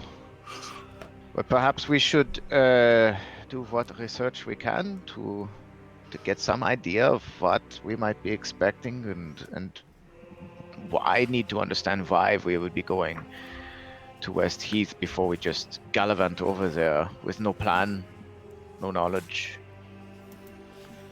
Good idea. I think I need to spend some time in the library. Okay. But I could ask. Make some lore rolls before a travel check. Okay. I don't know. I got the Hobnobber's skill feats. Okay. I can use diplomacy to gather information rapidly. Would that be useful, perhaps, in this situation? If there is any scuttlebutt about West Heath, then yeah, you could. So you can try that. So you could maybe go. What I'll let you guys do is this will be like an exploration mode phase where each of you guys can kind of pick what your exploration mode action is going to be. And in the fiction, this will be our like montage of you guys trying to pack and whatnot. There's we see Juan Juliano putting like 6 pairs of boots in there, and then Valeria going up and like tossing 2 of them out. You don't need that many. Alchemist kit. Yeah. So why don't you give us, Juan Juliano, you said it was diplomacy you can use, right? It's a diplomacy feat. I didn't write more about it than that. Other Sure. than Yeah. Just go ahead and give me a diplomacy check. Let's see what comes from that. Let's see what difficulty will be. Diplomacy. Where? Okay. See if the dice are turning on you guys finally. Finally. Nice. Yeah. Okay. So there doesn't seem to be. You're asking around, and there's no news from West Heath. There's no no one's talking about it, at least in what you've heard, that this is just like it's effectively like a garrison that has turned into a very minor principality. That's about the extent of what you're able to gather. No one's talking about it. There's been no circumstances there. Although the remorseless gossips that you were around, as soon as you ask them, they're like, no, I haven't heard. What have you heard?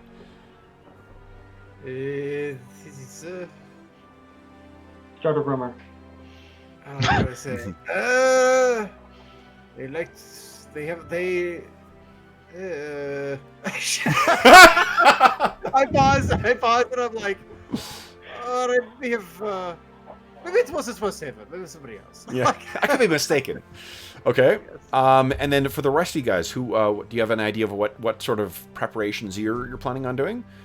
I know you're going to the library, but like, what specifically are you trying to look up? Are you looking up history? Are you looking up geography? Are you looking up legends? Or what are you thinking? I mean, I might need some help with that task. I don't think I'll be able to necessarily. I personally would want to look up more of the history and the arcane. I appreciate. I never really paid that much attention, but I appreciate enough of my family's background to perhaps be able to get some sense of what kind of creatures and Sure. what problems might exist. So- But the geography, This is a good opportunity to talk about one of the key distinctions that PF2 makes that 5e and versions other than D&D 4 have made, where there's clear delineations between different kinds of magic sources. So in PF2, there are 4 sources of magic. There's divine magic.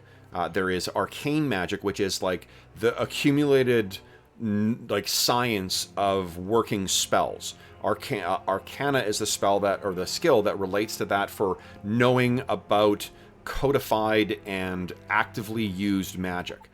Primal magic comes from the natural world, from the Fae, from the primordial kind of elements of life and living magic. And then the final one is occult, and occult is kind of like the cobbled together, forgotten scraps of strange and unusual esoterica that have been put together into some format of magic. It's not the formalized, ritualistic study. It's the person who's cobbled together, an understanding from scraps of 6 different traditions to put together what their magics are. It's the forgotten stuff you'd find in an ancient tomb, before magic was codified into its current version. And that's the occultism spell. So, and then nature is what is associated with primal magic, and religion is what's associated with divine. So those are sort of the areas that you guys could explore. The Fae tend to fall under the realm of the what do you call it? Of the primal of nature. Arcana would be more. The reason I was kind of waffling on whether it's Arcana or occultism before is because it's really not like, unless it is the use of specific kinds of magic that is sort of recognized and taught in schools. It may be occultism instead. So what sort of area of exploration or area of research are you guys kind of planning on doing? And you can feel free to split up the tasks here as well. Well, Valeria is schooled in all of the different kinds of magic. Arcana the most, and occultism with 8, but she has religion and medicine as well. So she can pick up the slack where you guys can't fill in. just trying to remember. She'd be more interested in occultism, but that's just because it goes great with alchemy. Mm. Mostly trying to find like Fey weaknesses or something. Well, and Boldavians, as much as they've got training in Arcana because that's how you get power in here. There's lots of this is the witch doctor who has learned everything. It's the caravan of nomads outside of town who have secrets handed down from grandfathers and grandfathers and grandmothers and whatever. Magic. Yeah. So I would like to try to find a map to West Heath. Sure. Or some, because I was originally going to ask if there's a road that actually directly goes there, and then I realized, well, we need a map to find that out anyway, so why not look for a map? Okay. So why don't you give me a survival check, please? Let's see. All right. This will be you kind of looking through the Nat Oh, 20 nice. again. Holy shit. Today's the day you buy a lotto ticket. My goodness. It's You found a two good map. back-to-back Nat 20s. So, you find a relatively, not relatively, almost perfectly detailed map of this, including a kind of like a layout of the actual settlement where it was. Nice. And you want to hear a curious fact that you find on here? As a point of reference in relation to the town itself, you can see there is a effectively like a tower with a small bit of a stronger structure attached to it that'll serve as like a garrison. There is a small village that is collected around that. And just outside of town, on the barren hills, is a big sycamore tree. Ooh. So you're sort of looking at this thing, and you see that on there. Good job, Angus. What about Albrecht and Valeria? What are you guys thinking? So you do definitely have a way of getting there now. Like it will be, I'll be giving you a fairly substantial bonus on your survival checks. Yeah, Valeria is going to be mostly interested in, because she's a methodical planner. She likes to be, prepared for everything. So she's going to try and find out weaknesses or abilities of certain Fae that frequent the area, just in case we run across them. Okay. Well, why don't you give me a nature check? Let's see if you can learn anything about those mercurial creatures. Ooh. All right. So there are a number of... like I said, I mean, like one of the things you've learned is that this is what you what they call in the Elvish nation of Alfheim, what they call bad magic. There are different places in the known world, in the setting that we're playing in. There are different places where magic has been warped. There is a elven nation that was grown, including this massive area called the Canalbarth Forest, that was grown apparently by magic, by some catastrophically powerful magic. But in order to work that, you're still working with natural materials, and that has caused, or it has had ecological consequences on other areas. When you transform a steppe into a lush, massive forest, that's obviously going to require some pretty substantial magical geoengineering. But the other thing is the working of those powerful magics, it leads to warps of both good and bad magic. And it seems like there's an awful lot of bad magic points. At least that's what the elves would call it. There's probably an elven word for it. And you've heard that there are a few of those in the region near Westheath. That definitely gets her attention, because magic is her lifeblood. Yeah. So if we get another chance, we'll try and locate where those specifically are, so Sure. we can avoid them. I think if you had more, it's such a broad area of study. What I'll let you do is you maybe check out a book on this stuff. So I'll let you make another roll later when you've got some more detailed, because it's difficult to be, do you mean the water? Do you mean weather? Do you mean season? Do you mean, Oh, yeah, she's scribbling notes now. She'll definitely do that in a bit. Yeah. Okay. And what about Albrecht? Any other preparations he wants to make before you guys start your first field trip? At some point, he'll want to go to a clothier and find something a bit warmer. He hadn't planned on going out into the cold anytime soon, but I think in terms of the library, I want to look. I think he's going to focus. I think his reactions to all of this today is kind of, he's in a weird place, because on the one hand, he rejects a lot of what his family does, and he has no problem with what they do. He just doesn't necessarily want to play a role in it. And of course, he's frustrated that it seems like every time he tries, it gets thrown back at him. But he's also now, because it's clear that something has now dropped is pulling him back in.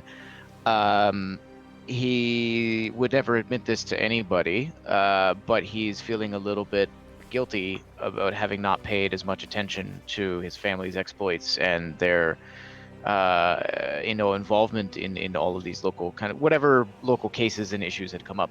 Yeah. So I think he's going to try to focus more on history and see.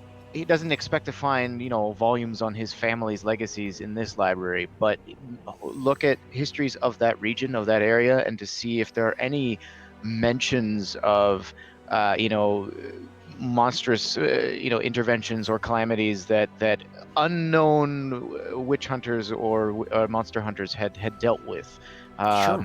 and maybe try to piece together. He's pretty confident that he won't find any direct references to his family, but maybe hints and whispers. Okay. Why don't you give us a... well, do you have a lore that would apply, or... Otherwise, we'll go with society. Not trained in survival. I think there is no actual history check. That's interesting. No, there isn't. It is... you can use a lore if it applies. Skills are a little less... Lore would be in my... It's, one of this... It might be near the bottom of your character, of the list of skills. Yeah, the lores are all at the bottom. Oh, I have warfare, so I don't know that would... I'd let that apply. Yeah, I mean, it's that would make sense. It would be the war my family fights. I guess we could... Yeah, absolutely. Okay. So go ahead and give all us right. a lore warfare check here.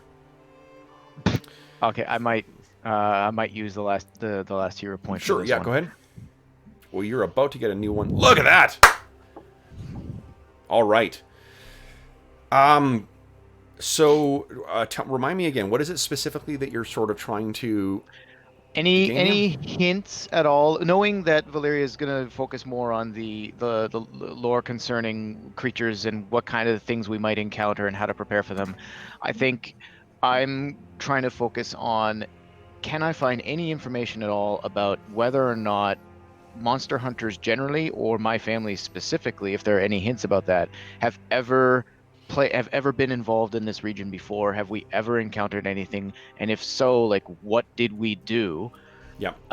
And is there anything about a sycamore tree within that, that might have been a reference that Eisenfaust was seemingly interested in? Yeah.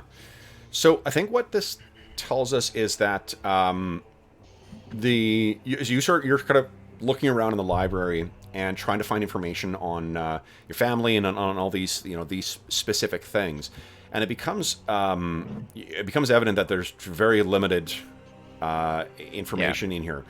But then you have one of your classic Albion kind of outbursts of like, gah! And you kick the thing, and a librarian kind of sees you abusing the book stacks.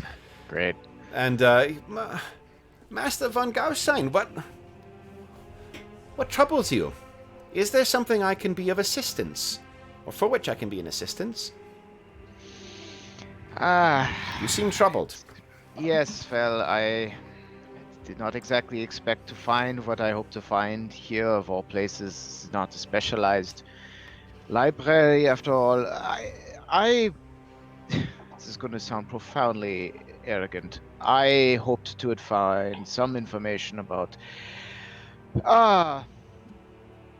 do you have anything on monster hunting and the history thereof, specifically in the region in and around Westheath? It's a very, very random request, I understand. The reason... The region of Westheath, I do not. But you know of Professor Eisenfaust's special collection. I thought that he would have told you of that. Professor Eisenfaust and I don't... Without getting into too much personal detail, he and I do not exactly have regular chit-chats. No, he is not one for, as you say, chit-chat. He is an avid reader, though, and writer. You wouldn't know it to look at him. Well, of course, he has written on his research and such. Of course, I am aware of these books. This basic. He kind of smiles and there's a twinkle in his eye. And he says, "Come," and he leads you into a deeper area, and you kind of realize that there is so much more to the library than what you guys realize. Like, you sort of lurk in this one kind of common area, but he leads you down to an area that you didn't realize there was a door, and through the door it leads you downstairs where you didn't realize there was somewhere underneath, and then there is this kind of like another whole level full of book stacks. And you can tell that this whole area here has different, like it's not that they built a whole bunch of stacks and then they filled books on them. They be building this library and the stacks as needed. So there's I am immediately geeking out. This mishmash of different, stacks of books in here. And he says, now, I believe, let me see.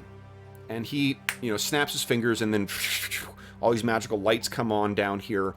And they're sort of like, you can picture like glowing candles without lights that are just sort of floating in the kind of little like dish handle thing that you would carry it around in. And he leads you down and through the stacks, and he says, I believe it's... Yes, from here, and he touches one end of one shelf over to here, and there's another about 3 stacks down, and so there's basically 3 full shelves of this stuff. And you can recognize on the spine is your family crest. I'm looking. I just look at the 3 bays, and just mouth kind of agape.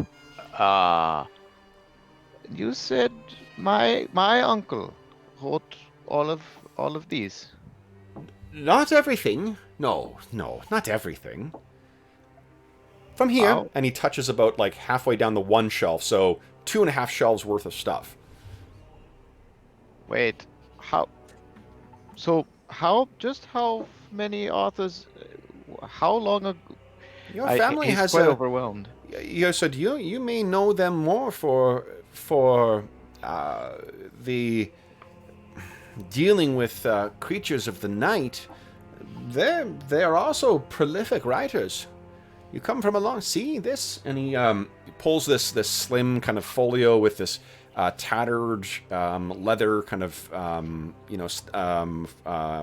edging or whatever, or cover to it. It looks like it has, for one, being well used because it's got lots of creases from where it's been turned back over and over and over again.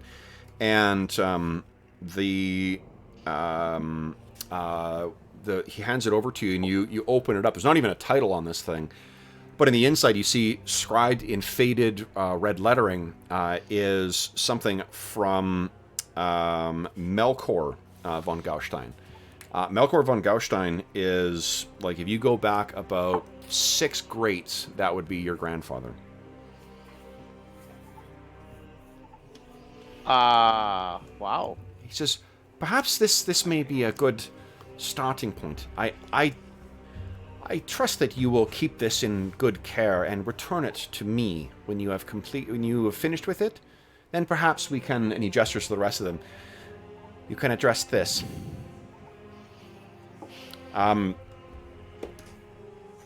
You get a sense, Albrecht, that this is something that the librarian may have been waiting to, like, has been instructed to present to you at some point. You're realizing now that, like, this is a layer to my instruction here that I did not, they've been waiting for me to take the initiative on this. And you're flipping through... Are the others with me? No, just yourself. Oh, okay. Nonetheless, I'm gonna mutter.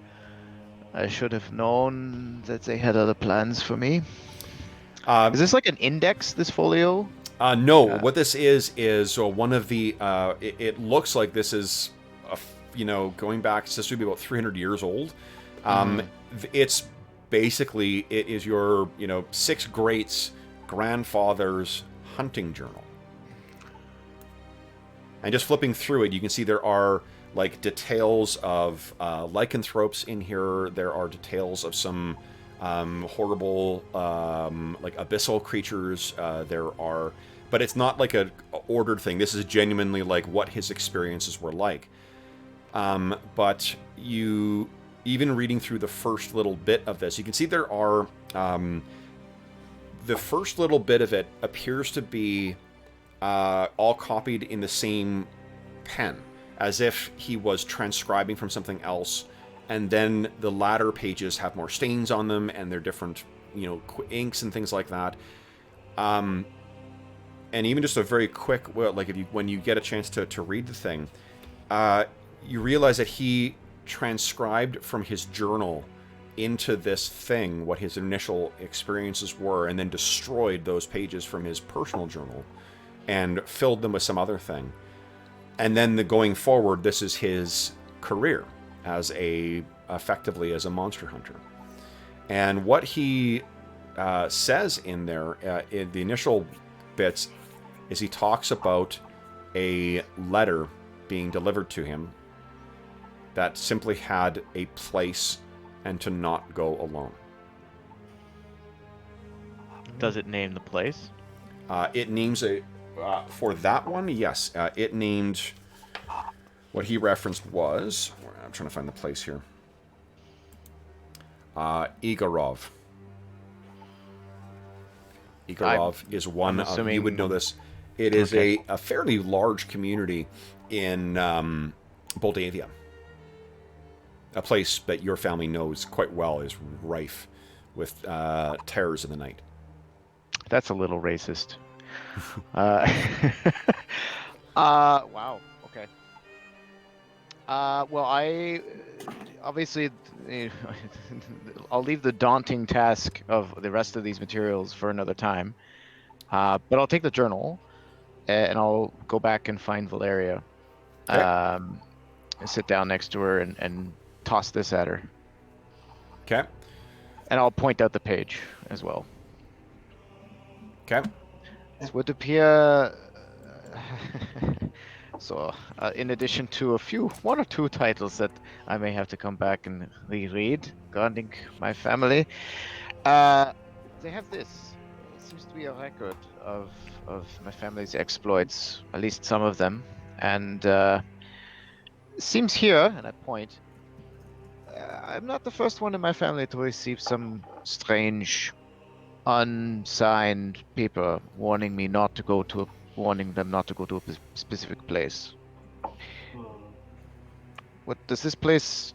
And I point it and I look and I say, to Igorov. To Igorov, and a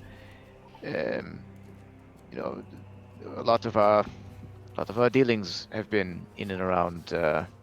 Valeria is the one from Moldavia, right? Igorov is the capital of the Principality of Moldavia. But Valeria, you're actually from Moldavia, yeah. Okay. So there might be something here, I don't know. I'll have to keep looking through this as we travel. There might be more hints or clues, but tell me, what have you found?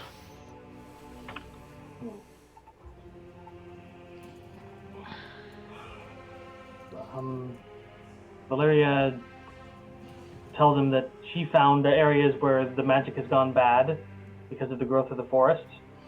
It's not necessarily. Sorry, to be clear, it's not. That is a reason why. That's what the elves refer to the bad magic points is what their phrasing for it is. It's just that. Okay.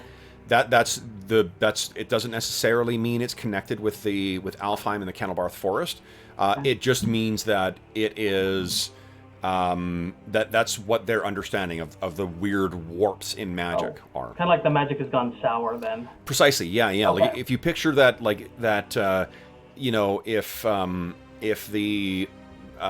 if magic is a tapestry laid across this, it's the weird, bits where the weaving has gone wrong or frayed. Okay. Yeah, she'll tell him that she's found rumors of that, and with the roots in the sycamore have started to rot. It could be that as well. So she's going to be looking for more information on exactly where the elves think it happened. Okay. So. And then, Albrecht, you had mentioned that you were going to get some new clothing as well too. Can I get from each of you guys? Me too. Oh, I know. I'm on these two. Yeah, no, he's terrible. That's great. Shopping. Okay, so would each of you guys please give me a perception roll? That's everybody, or just those two? Everybody. Okay.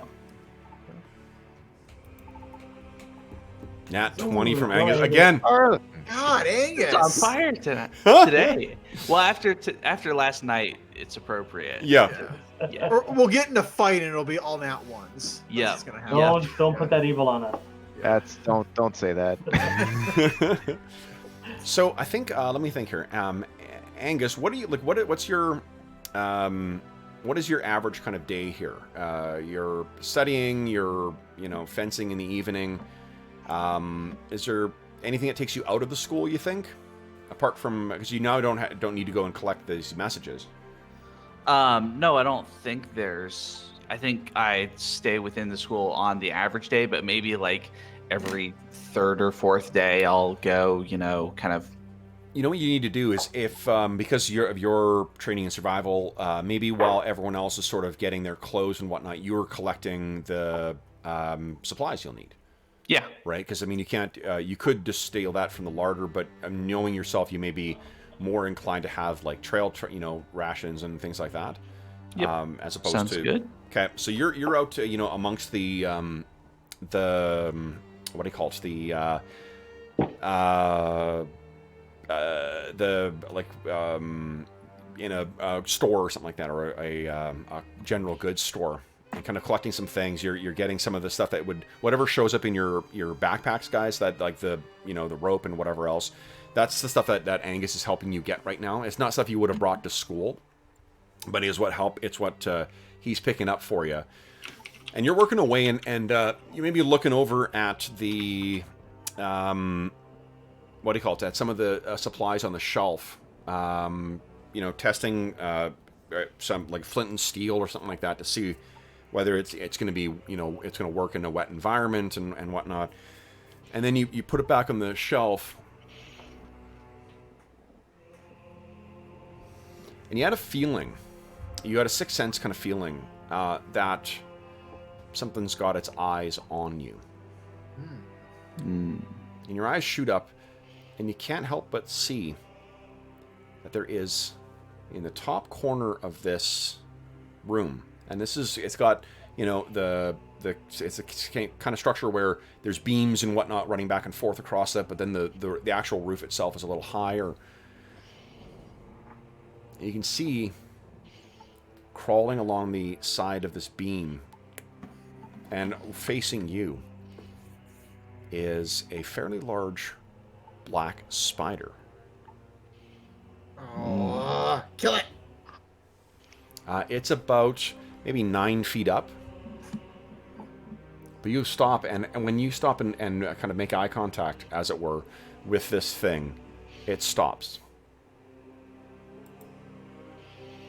And you kind of see you looking up at this thing, and it's looking at you. It's no bigger. There's nothing. It's a big spider, in about yay by yay, right? Nothing else unusual about it. But you can tell, looking at it and looking at you, it's looking at you. That's the feeling you get, at least. Yep. Well, I'm not gonna try to kill it or anything. I feel like that would be a little weird to have a big Scottish guy walk into your business and try to kill spiders. But I am going to, when we next kind of reconvene as a conclave, say, like, among other things today, I saw a large spider and had the distinct sense that it was looking back at me. Yeah, when you collect it, what in the scene, what it brings you out is you hear the person say, hey, and you kind of look over, and then when you look back, it's crawled away, whether it's on top of the rafter or just elsewhere, you're not sure, but it's not where it was. So you collect your materials, but leaving that place, you can't help but feel the eyes of the spider. And as you're making your way back in too, you pass through the gates of the Great School of Magic, and maybe these have always been here, but you can't help but be studying in the dark corners that there's spider webs. And maybe these have always been here, and this is just some other stuff, but I think your paranoia is just kicking. I'm sorry to do this. Can I retcon? I didn't think I had a way to, like, a attack the spider or do anything to it without creating a lot of distraction. Yep. But I have Daze as a cantrip, so I could do mental damage to it with the. Right. I mean, it would be obvious you're casting a spell, though. Yeah, but that's not that You weird. try. in Sure. Glantri Yeah. City, is it? So go ahead. There's a saving throw involved, right? Yeah, 4 points of damage, a basic save for 2. Okay. So no, it does make it save. But let's see here. Takes damage. A basic save, yeah. So it's half damage on a successful save. So you sort of. What does it look like as you cast Daze? We know there's a verbal I sort of and a look somatic. up at it and what is it? Somatic and verbal. So I sort of say something and snap my fingers towards it. And Okay. It sort of jerks and then drops down.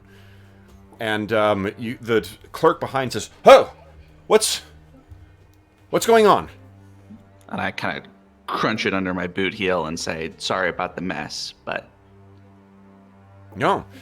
So yeah, then that's absolutely what happens. You collect your All right. stuff. You still are, noticing now the spider webs that are seemingly accumulated in a lot of less well tended. Not inside your room or anything like that, but there's just places where outside where it will accumulate. yeah. So, Yep. So you guys get back together. Juan Juliano has a lovely new coat. Hell yeah, he does. Albrecht has one as well too, a little more of a militaristic cut, I think. But anything else happen before you guys want to set out from Glantri City? No, there's two ways you can do this. The fastest way would be to hire a barge or a boat of some kind, head down the river, and then disembark at some point to head into Westheath. There's probably like a crossing or something a little further downriver between Westheath and Tater Hill, where there's like a ferry, and that might be where you could do it, or you could just ride, get across the river and then ride overland. That's a much slower way. You could get to Westheath within a day by doing the ferry. Let's take a ferry. Yeah. We don't want to miss our studies too much. I really don't want to walk. Not in these heat. Yeah, that's true too. Yeah, one doesn't want to do that. Okay. So, I mean, well, you will be walking unless you're going to hire horses, and I don't think you guys have any money. So, you will be... I got a few. Can't exactly wire mommy and daddy. Yeah. Send money. How do I text them? So you guys set out, and this is still... this you started in the fall, so this is getting close. This is getting close to winter. Yep. So you guys are bundled up, and you take the boat down. It is a couple of hours. 20. You know what? It will take if you're on the river, you may just be able to make it. You'll be traveling in dark to get to Westheath for the last little bit, but you could definitely make your way up there. So, you guys, the trip downriver is not, is not uneventful. You pass several, several boats and the merchant vessels that are making their way from further upriver down towards Glantri City. You reach the ferry itself, and it is it's operated by some old family that is constantly kind of ferrying things from one side of the river to the other. You disembark there. It's fairly late in the day when that happens, and then it will be another it's another 8 miles to get up into Westheath. So it's going to take you going through the hills. It'll be well past dinner when you finally reach there. He's gonna sigh and sit down and change his shoes. Okay. He's not gonna walk all that way. High heels. Yeah. Okay. Let's see here. So any special preparations you guys are making for the last leg, making your way towards Westheath? I don't think I need to. No, I think I got all my spells. Okay. Okay. So then, what I'd like everyone to do is to kindly give me a... I guess Angus, give me a survival check, will you? Actually, Valeria's going to pass out some of her potions that she made quickly for the day. Okay. Everybody's going to get one lesser elixir of life. Okay. And yeah, who can't see in the dark? None of No one can see in the Well, dark. I've got the light cantrip, so I don't have to worry about it. But anybody else not prepare light? I think we can just use. I think most of us have light, don't we? Okay. Yeah. Depends on what Albert's prepared, I suppose. Well, Angus has light, so we can at least have one light at either end of the. Yeah, I've got dark light. vision, right? Because I'm an elf. I have don't low know. light. I think you have low light vision, unless you take a Oh, ancestry that's right. feat to get dark vision. I mean, that's still like it will be a relatively overcast. You're gonna be able to see well enough, Yeah. and if one of you has light, that'll be sufficient to be able to see the road. Okay. So that's fine. Would everyone give me a fortitude save too, please? So you want a survival check? from Survival me check and a first. fortitude? Yeah, no, survival check first. Oh, sorry. Yep. And we'll see what the. Oh, that's okay. So you're fine. I'm gonna Maria. use a hero point on that, assuming Okay. I do have one. Yes. Survival check first, and then. No, sorry, no. Just a survival check from Angus. Gotcha. He's the one who was leading you. I thought because from what he had said before. Okay. Yeah. All right, so then a I need fortitude yes, please, save. just a fortitude save from the rest of you guys, I kind including of flavor Angus. this that Valeria's actually been training her yeah. athletics and acrobatics, so she's more sturdy than before. Oh Yeah. hell yeah! That was possibly invigorating. Okay. But Angus got us lost, so. So Yeah. Angus, well, what it is just like I was seeing whether you were going to get some kind of benefit from traveling through the hills for your fortitude saves, but no, you guys are fine. You know, like I mean, you're it's definitely different being out amongst the hills. And what you find is as soon as you get away from like once you're over the first rise and heading your way down, it seems like the same the same hills you're walking through. You keep getting to the top of one, and then you're just like, fuck, another one, and you're back down again, and then you're up again. And looming to your right as you're traveling too are the massive Galantrian Alps. And you've heard about those things. It's said that there are all sorts of giants and other things that live up in there too. And maybe even haunted ruins of long dead dwarven settlements. Because certainly in Glantri, dwarves are outlawed. So, you guys, however, then it's the evening comes. Valeria, activates her light spell. What is it? Is it on the end of a staff or something like that? Yeah, end of Or- her quarterstaff. Okay, great. So She's yeah, using so like a walking staff. nice. Click, click, clunk, click, click, clunk. You guys are keeping a careful eye out for, what to, whether there's anything lurking on the side of this. The road as well too is really just a bit of worn, like a worn trail across here. There's two ruts where the wagons or carts would be passing from here back to the ferry. Otherwise, it is rolling, relatively featureless hills. But it's late in the evening when you guys finally are reaching the last kind of stretch going in. You finally crest a hill, and it comes as a surprise to all of you when you suddenly see standing at a hill, or the next hill over, there's a tall tower. And then attached to it, there is a smaller kind of, fortification or building, around which there is spread some, relatively crude buildings that seem to be made of like piled peat. And then there is just on the about maybe a mile or so outside of town, you can see the silhouette of an enormous bare tree. And anyone who's trained in nature, who I think is Angus, is that it? And me. Oh, and Valeria. It is a sycamore tree. So, as you approach the actual town itself, or the village itself, this is a place too small to have an inn or anything like that. But you can see that there are lights inside these. It's thatched roofs, and you can hear the sound of people in each of these small buildings. And there is the tower itself. There's no wall or palisade or anything like that. This seems to be a small enough community where, like, if there was an attack, everyone would sort of cram into the tower and the attached structure. What do you guys do? Well, we need a place to stay for the night. Because surely we're not going to go investigating the Sycamore in the middle of the night. Why not? Yeah, why not? Do we want to just go up to the tower and ask for hospitality, basically?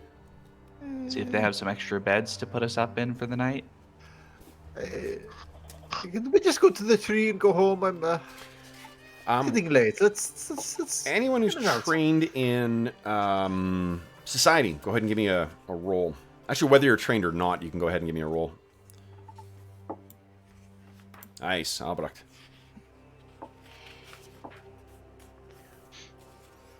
Okay, looks like Albrecht got the... Yeah, so Albrecht, I mean, you know that the custom would be to, for a place as small as this, is to introduce yourself to the lord, or the prince, I should say. The prince in these kind of tiny communities, they would be expected to host you. Someone of... you for sure are from a noble station, as is Juan Juliano. Angus... and Valeria, I think there are more favors that were pulled to get you guys in there. You're not necessarily coming from a lineage of wizards. But Albrecht, you would know this for sure. Yeah, I think we could probably find some lodgings here with the local lord. One, perhaps you and I could have a discussion with them, seek an audience. I suppose it would be proper. Let's do it. It's either that or we sleep out here under the trees. I don't understand this talk of sleep. Why can't we just investigate, see what it is, and go home? But fair enough. It is polite. Let's do the polite thing. Okay. Excellent. All right. So you Sorry, just write one thing down here. You head up to the door and you kind of, rap on the heavy, and it's a really heavy bound oak door, the kind of thing that could that would at least put up a good effort in the case of a siege. You kind of knock on the door, and you have to wait a little bit, and then knock on it again, and you hear someone shouting from within, "Oh, who is it?" Itinerant nobles seeking an audience. Itinerant what? And you, nobles. You're chunk, and the door opens up, and there is an older guy who's kind of hunched over. He's wearing, he's got robes over, or like a fur over his shoulders. And he says, the itinerant what? Nobles. An elf. Peasant.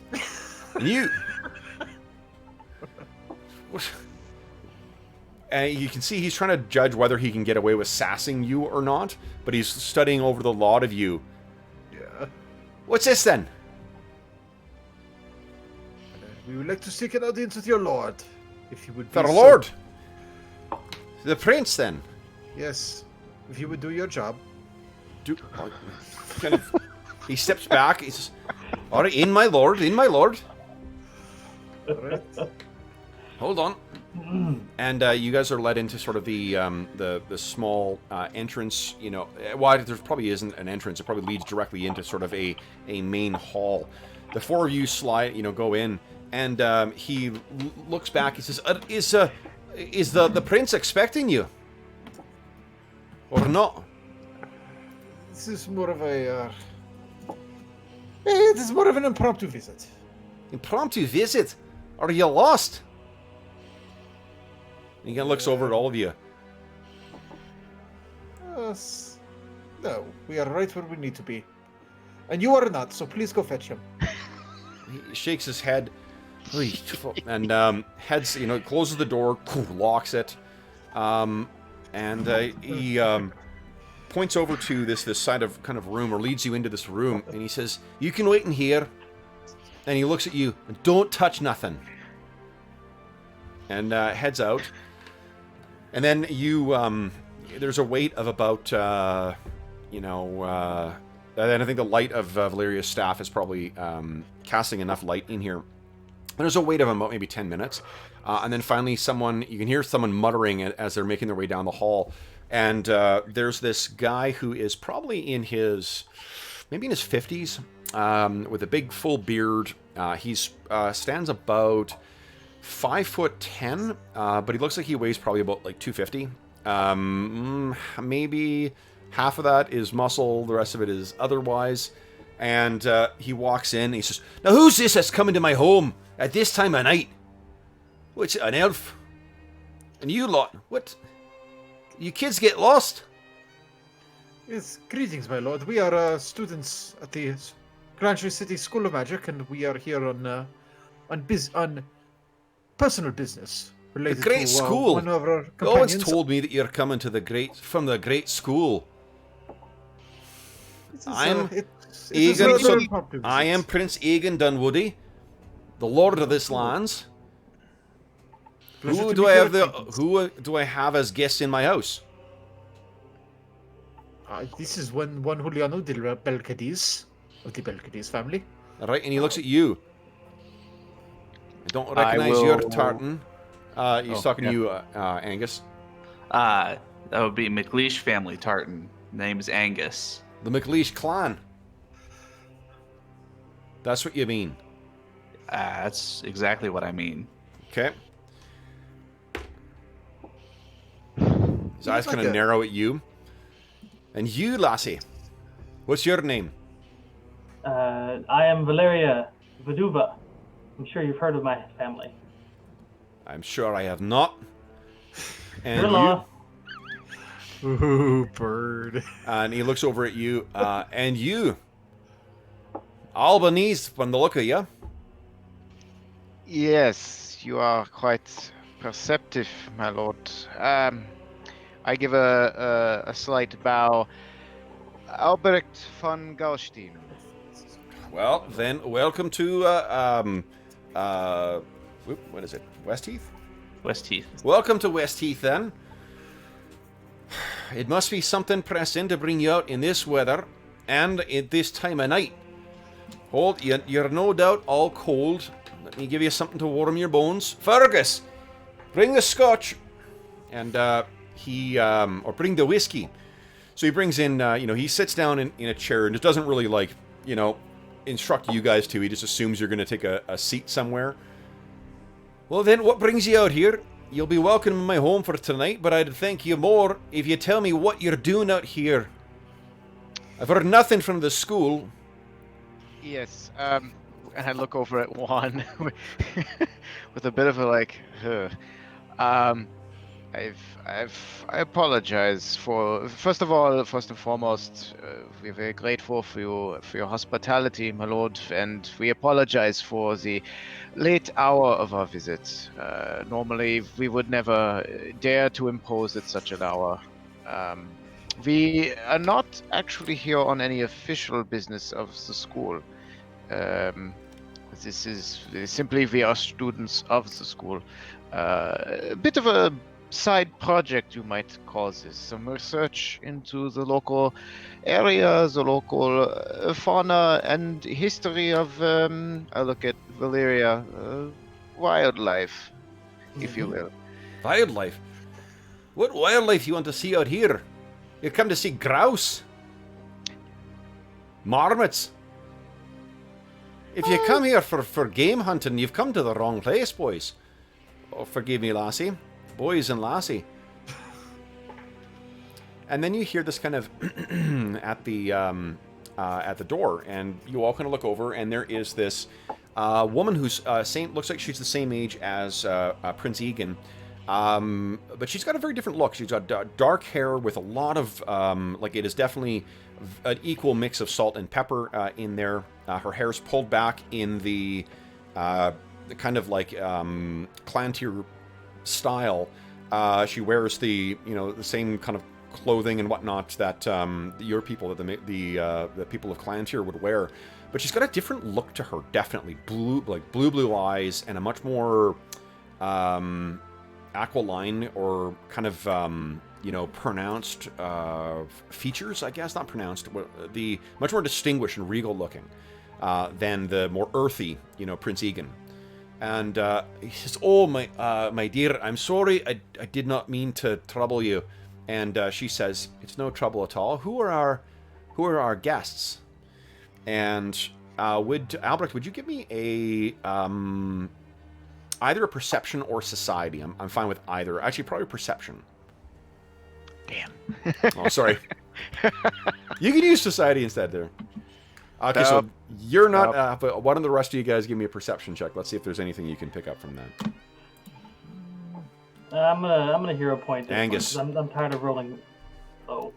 I think this actually makes sense. So Angus, first off, she does not look like a local, and if you were to guess the accent, it's Albanese. Similar to what Albrecht, and no doubt hearing Eisenfaust's screaming in your ear all the time. And the prince says, "Oh, forgive me. This is the lady, Margaret Dunwoody. These are Juan Juliano de Belcadiz, Angus MacLeish, Valeria Vaduva, and Albrecht von Gaustein." And her eyebrow kind of arcs up, and she says, "Von Gaustein, your family is known to me. Welcome, all of you.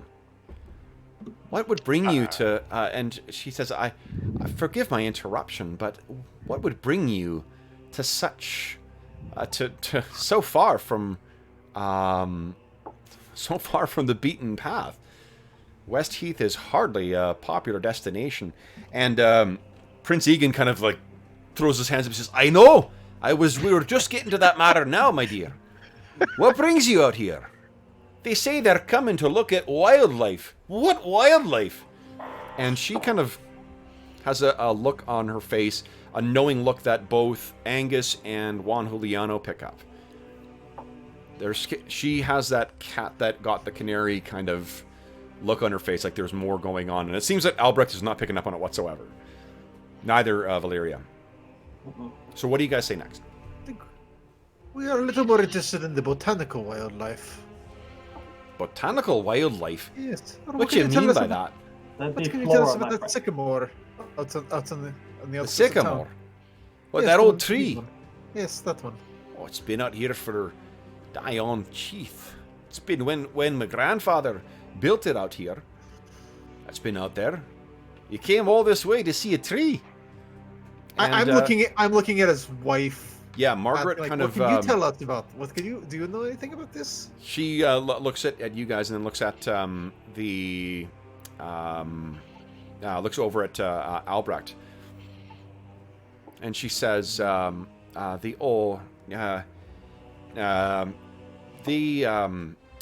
she says, do you mean then to take cuttings from the sycamore? They are rare trees in this region, is that right? And the prince is kind of like looking back. Is that what you've come here for? To take cuttings from our trees? And she says, "Husband, so such botanical things are not of your concern." And he says, "Oi, not my concern, nor beyond my knowledge." Then you can see that there is two house guards who are in here as well too. Two big strapping, guys. Because I mean, he's not going to leave you with strangers. But he seems. He says, "Well, if this is something to discuss, perhaps tomorrow then. If you haven't eaten, we can arrange for Fergus to get you something from the larder. We'll warm you up something, and Margaret says,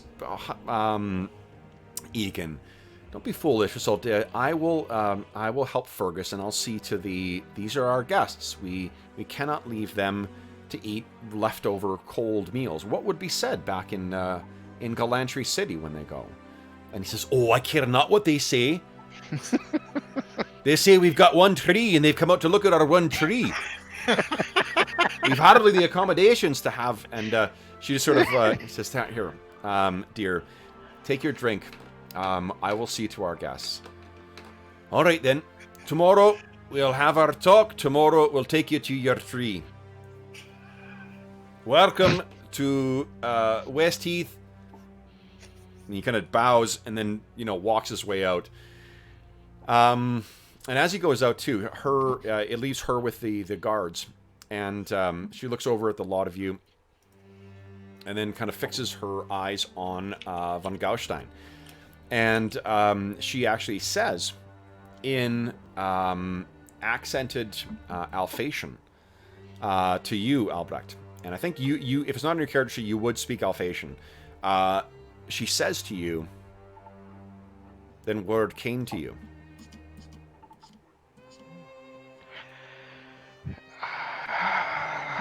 Ja. Ja, meine Freundin, ja, meine Frau. Genau, in Alphen. So that was quite a roundabout way of getting a message to someone. Your family, and this is all in Alsatian as well too. We've heard stories of your family, and when we had this blight return, we knew what I knew what needed doing. And I would not have my husband or any of our men meet this task without who were not prepared for such things. You are young for one in your field. Yes, well, I have not quite reached the point of taking the mantle of the family, if you understand. I am my father is still very much running the show. I've in fact only just begun a semester at the school. She looks an amateur? I would have thought more of your family, or would have expected more. Are you not equal to this task? My lady, I'm not even sure what the task currently is, but rest assured, do not let my youth mislead you. We all have spent an inordinate amount of time doing the same training and preparation.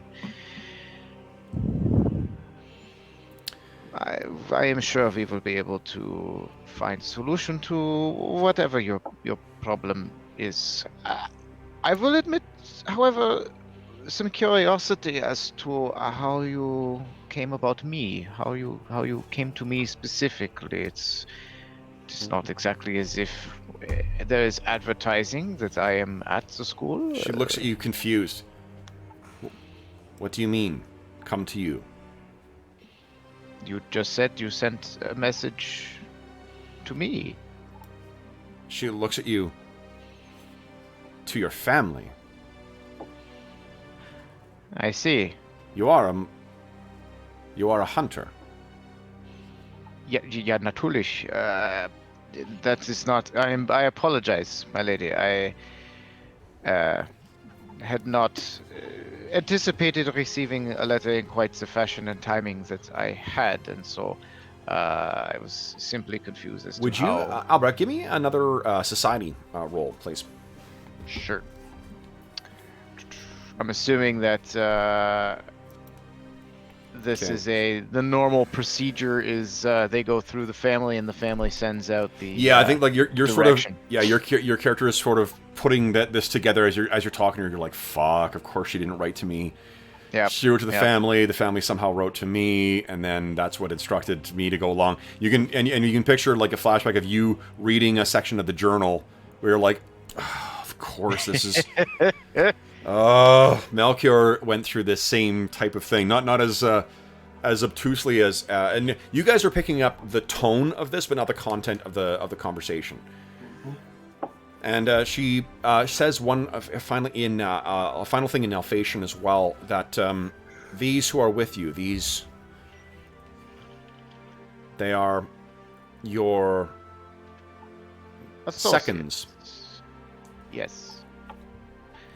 Then, Not and she exactly now certain what we are walking into. So she transitions back into common. It says, "Then I suppose there is no reason to not involve them in this. Forgive me. I wanted to establish young Albrecht's bona fides before tipping my hand. I trust that Albrecht has discussed this task with you. You all understand why you are here." That would be a negative. Yeah. Our comrade Albrecht mishandled the note.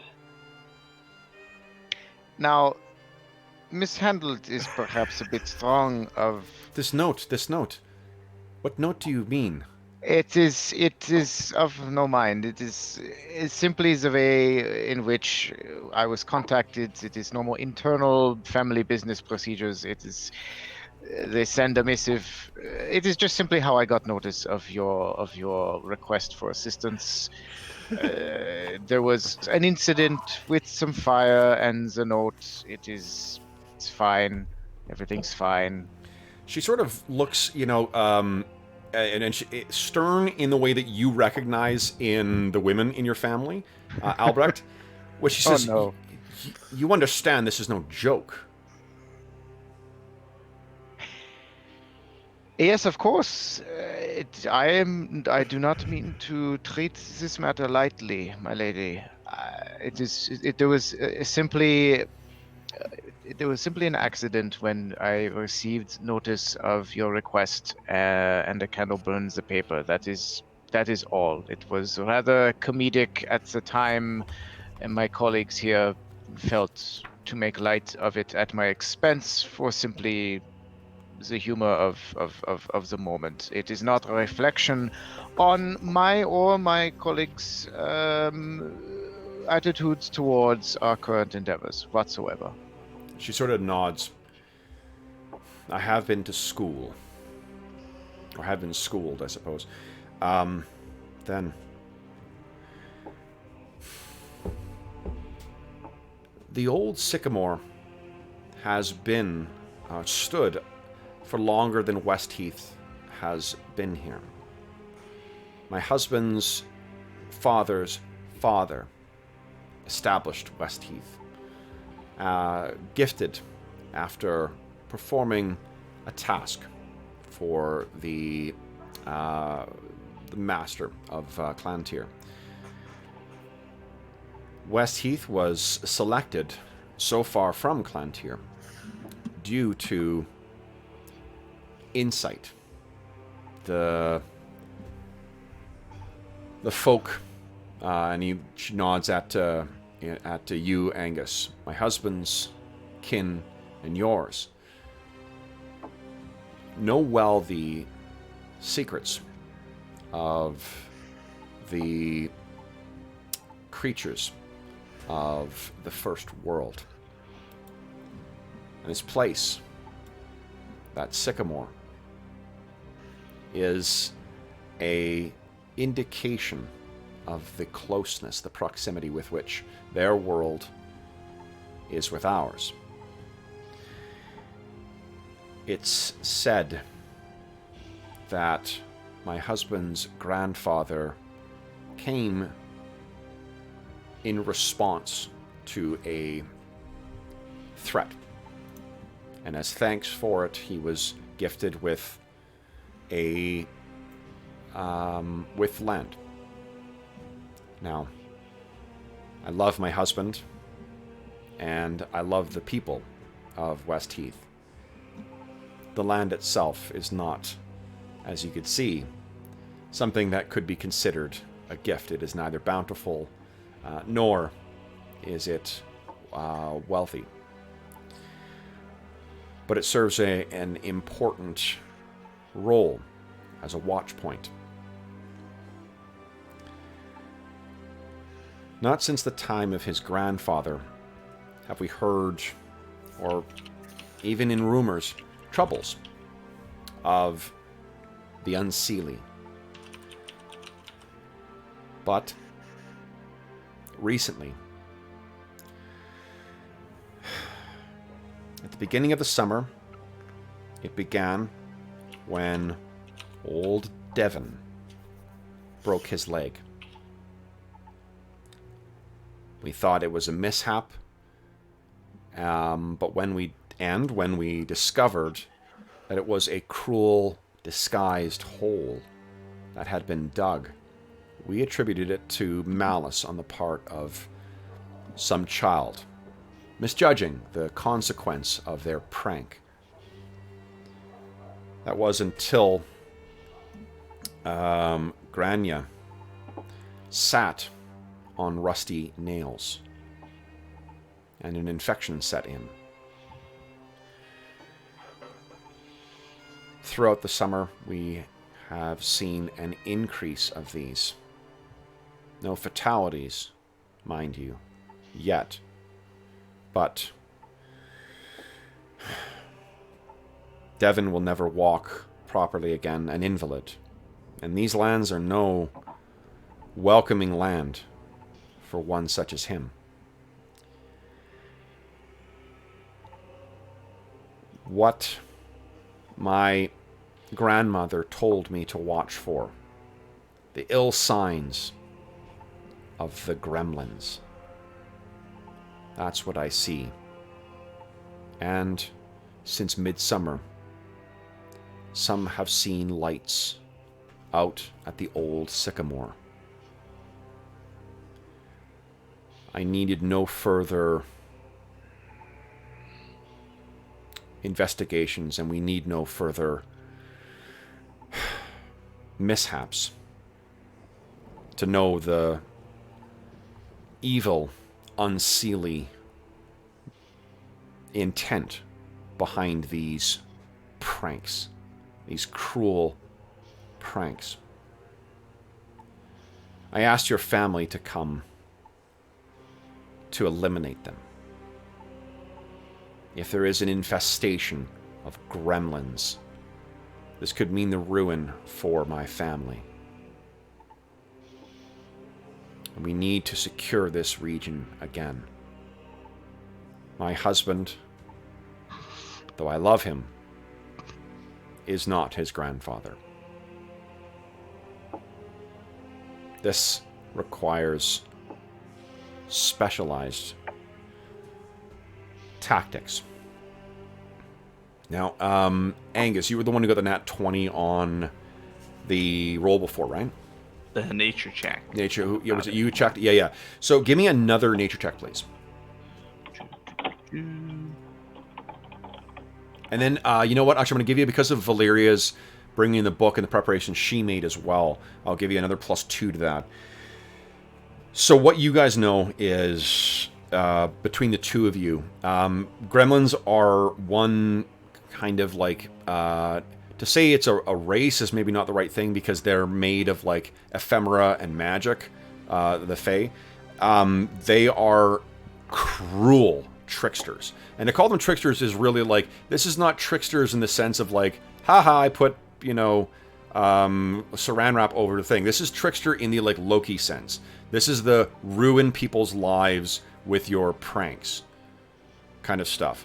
Gremlins are tricksters and saboteurs whose sole malicious purpose is to ruin the lives of mortals. They are dangerous, and they come in a wide variety of things. And these particular... You would have to know more about what these particulars are, and I think that you've got a rough idea. With a roll that good, you might be able to put 2 and 2 together once you've seen these things. But they've got all sorts of different awful magical tricks they can pull, vanishing from one place, reappearing in another. If you ask some more pointed questions, it may help, narrow down what what's happened, or what type of gremlin you may be dealing with here. They're also like the bottom tier Unseelie, right? Definitely, they are much more malicious things. These are the if you can think of them as like manifestations of dreams or impulses, these are the most crude, most malicious, and dumbest too. Like, this is not the gremlins are not the kind that would build necessarily like elaborate plots to try and like undo people. This is the like, we're gonna put a bag, we're gonna put a brick atop of a door, and when you open it, it's gonna hit you in the head and smash your skull. Yep.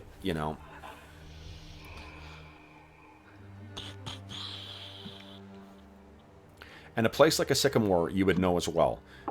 This is a place of power.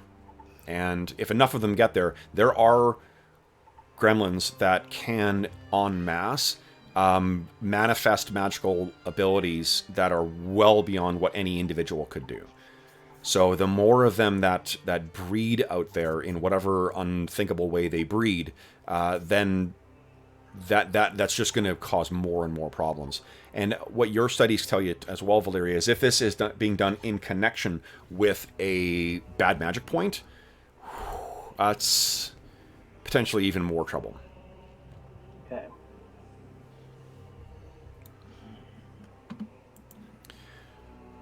So she's been saying this stuff and has, kind of, brought you up to speed as to what she's thinking is going on. She leans in and says, then, young von Gaustein, are you equal to this task?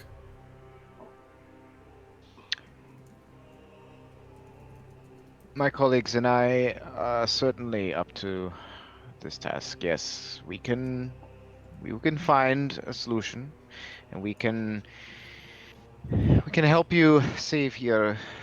I almost slipped into Scottish there.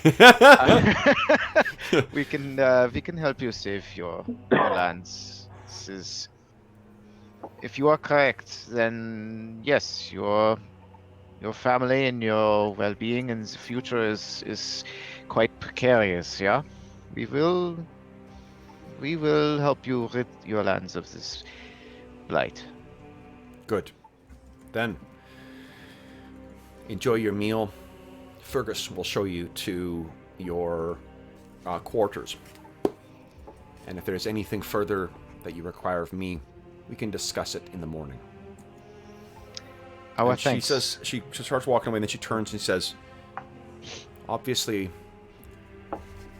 for a variety of reasons, I would have the prince not know of the reason for your visit. Alles klar, of course. Good. Then, please, enjoy West Heath. Enjoy our hospitality. And to you and your family, danke. Bitteschön. Okay. So she leaves you guys to have a quick discussion. So you all look at each other, and Valeria, you can page through, and you're seeing some of the pages with full illustrations of the gremlins, and they look like hideously malformed goblins. With the same kind of oversized heads and the pointy ears, and then weird shape, and like some look like they're afflicted with tumors all over their face. Some look like they're some kind of like vicious combination of bat and goblin. Whew. And she comments out loud, "Ugly little bastards, aren't they?" Can she try and like narrow down to what she finds in there, the kind we might fight? Again, unless you've got more information of what the what you may be facing. With the information you've got right now, you agree with her assessment that it's gremlins. This is totally gremlin activity and gremlin behavior. So based on knowing that it's gremlins, is there like a common weakness amongst them that I could look for? Cold iron is something that you would know is something that is common to all Fae. Okay. Right, but yeah, that's apart from that. Like they look to the others, they're like, did we bring any of that?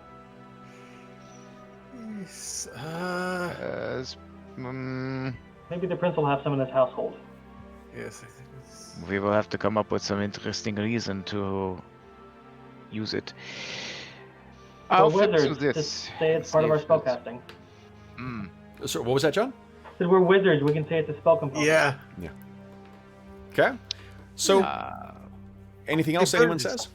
I'll just say I'll take the journal out and I'll just wave it. I will spend some time tonight yet flipping through this. Perhaps there is mention of something similar, and I might be able to get something more specific that we could use.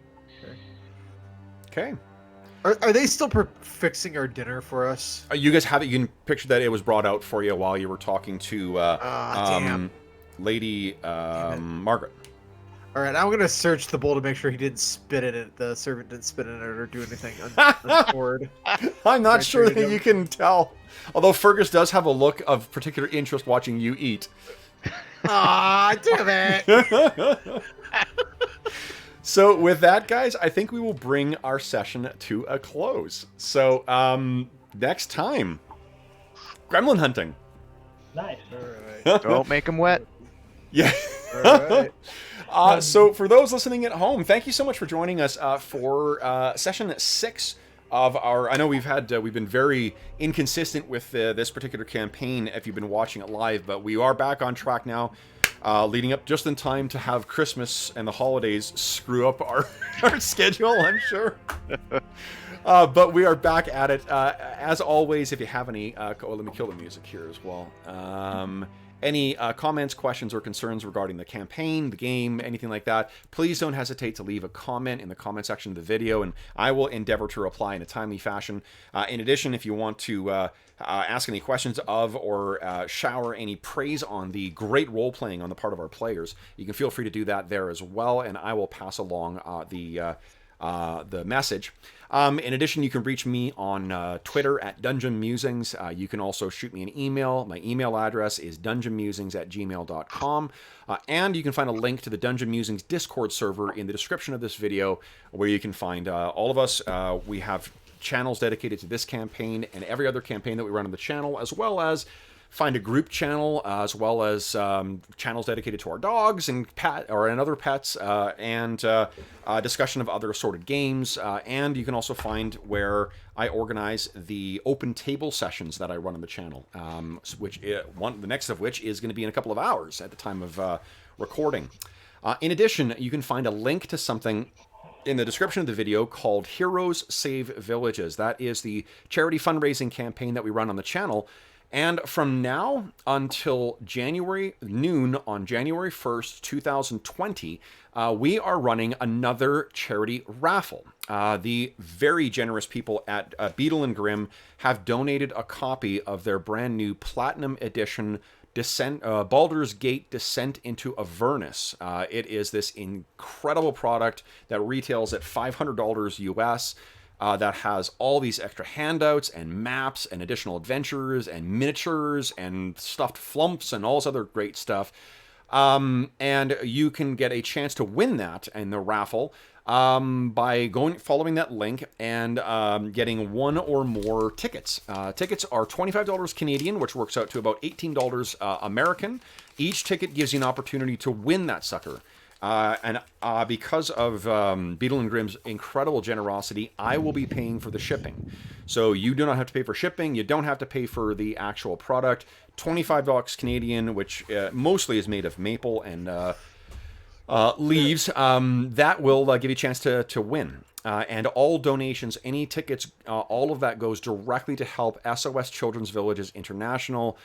provides services for the over 80,000 orphaned and abandoned children from around the world, from over 130 countries, who benefit from their services. You can learn all about SOS Children's Villages International by following that link. And if you want to see more about the Beetle and Grimm, the actual Platinum Edition Baldur's Gate box set too, you can find a couple of different unboxing videos, including one.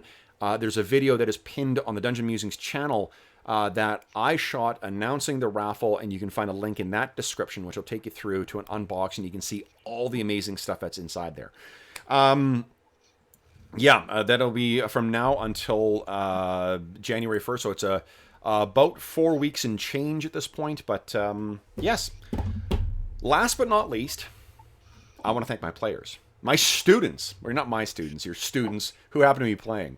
So Brandon, Arlen, John, and Andrew, thank you so much for joining me today. And Andrew, thanks so much for jumping back in after you lost power as well, too. So, Yes.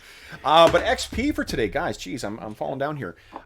For today, let's see here. I think you guys are going to get 40 XP each. So not a huge amount, but you are on your way towards that next level. I mean, you just hit second level, the dizzying heights of second level. So, but thank you guys. This was a lot of fun. I'm so glad to be back at this campaign, and I look forward to our next session in the Gremlin Hunt. So, Me too. until Thank next you. time then. For the folks listening at home, thank you so much for joining us live or otherwise. We hope you enjoyed, and until we see you again, happy gaming.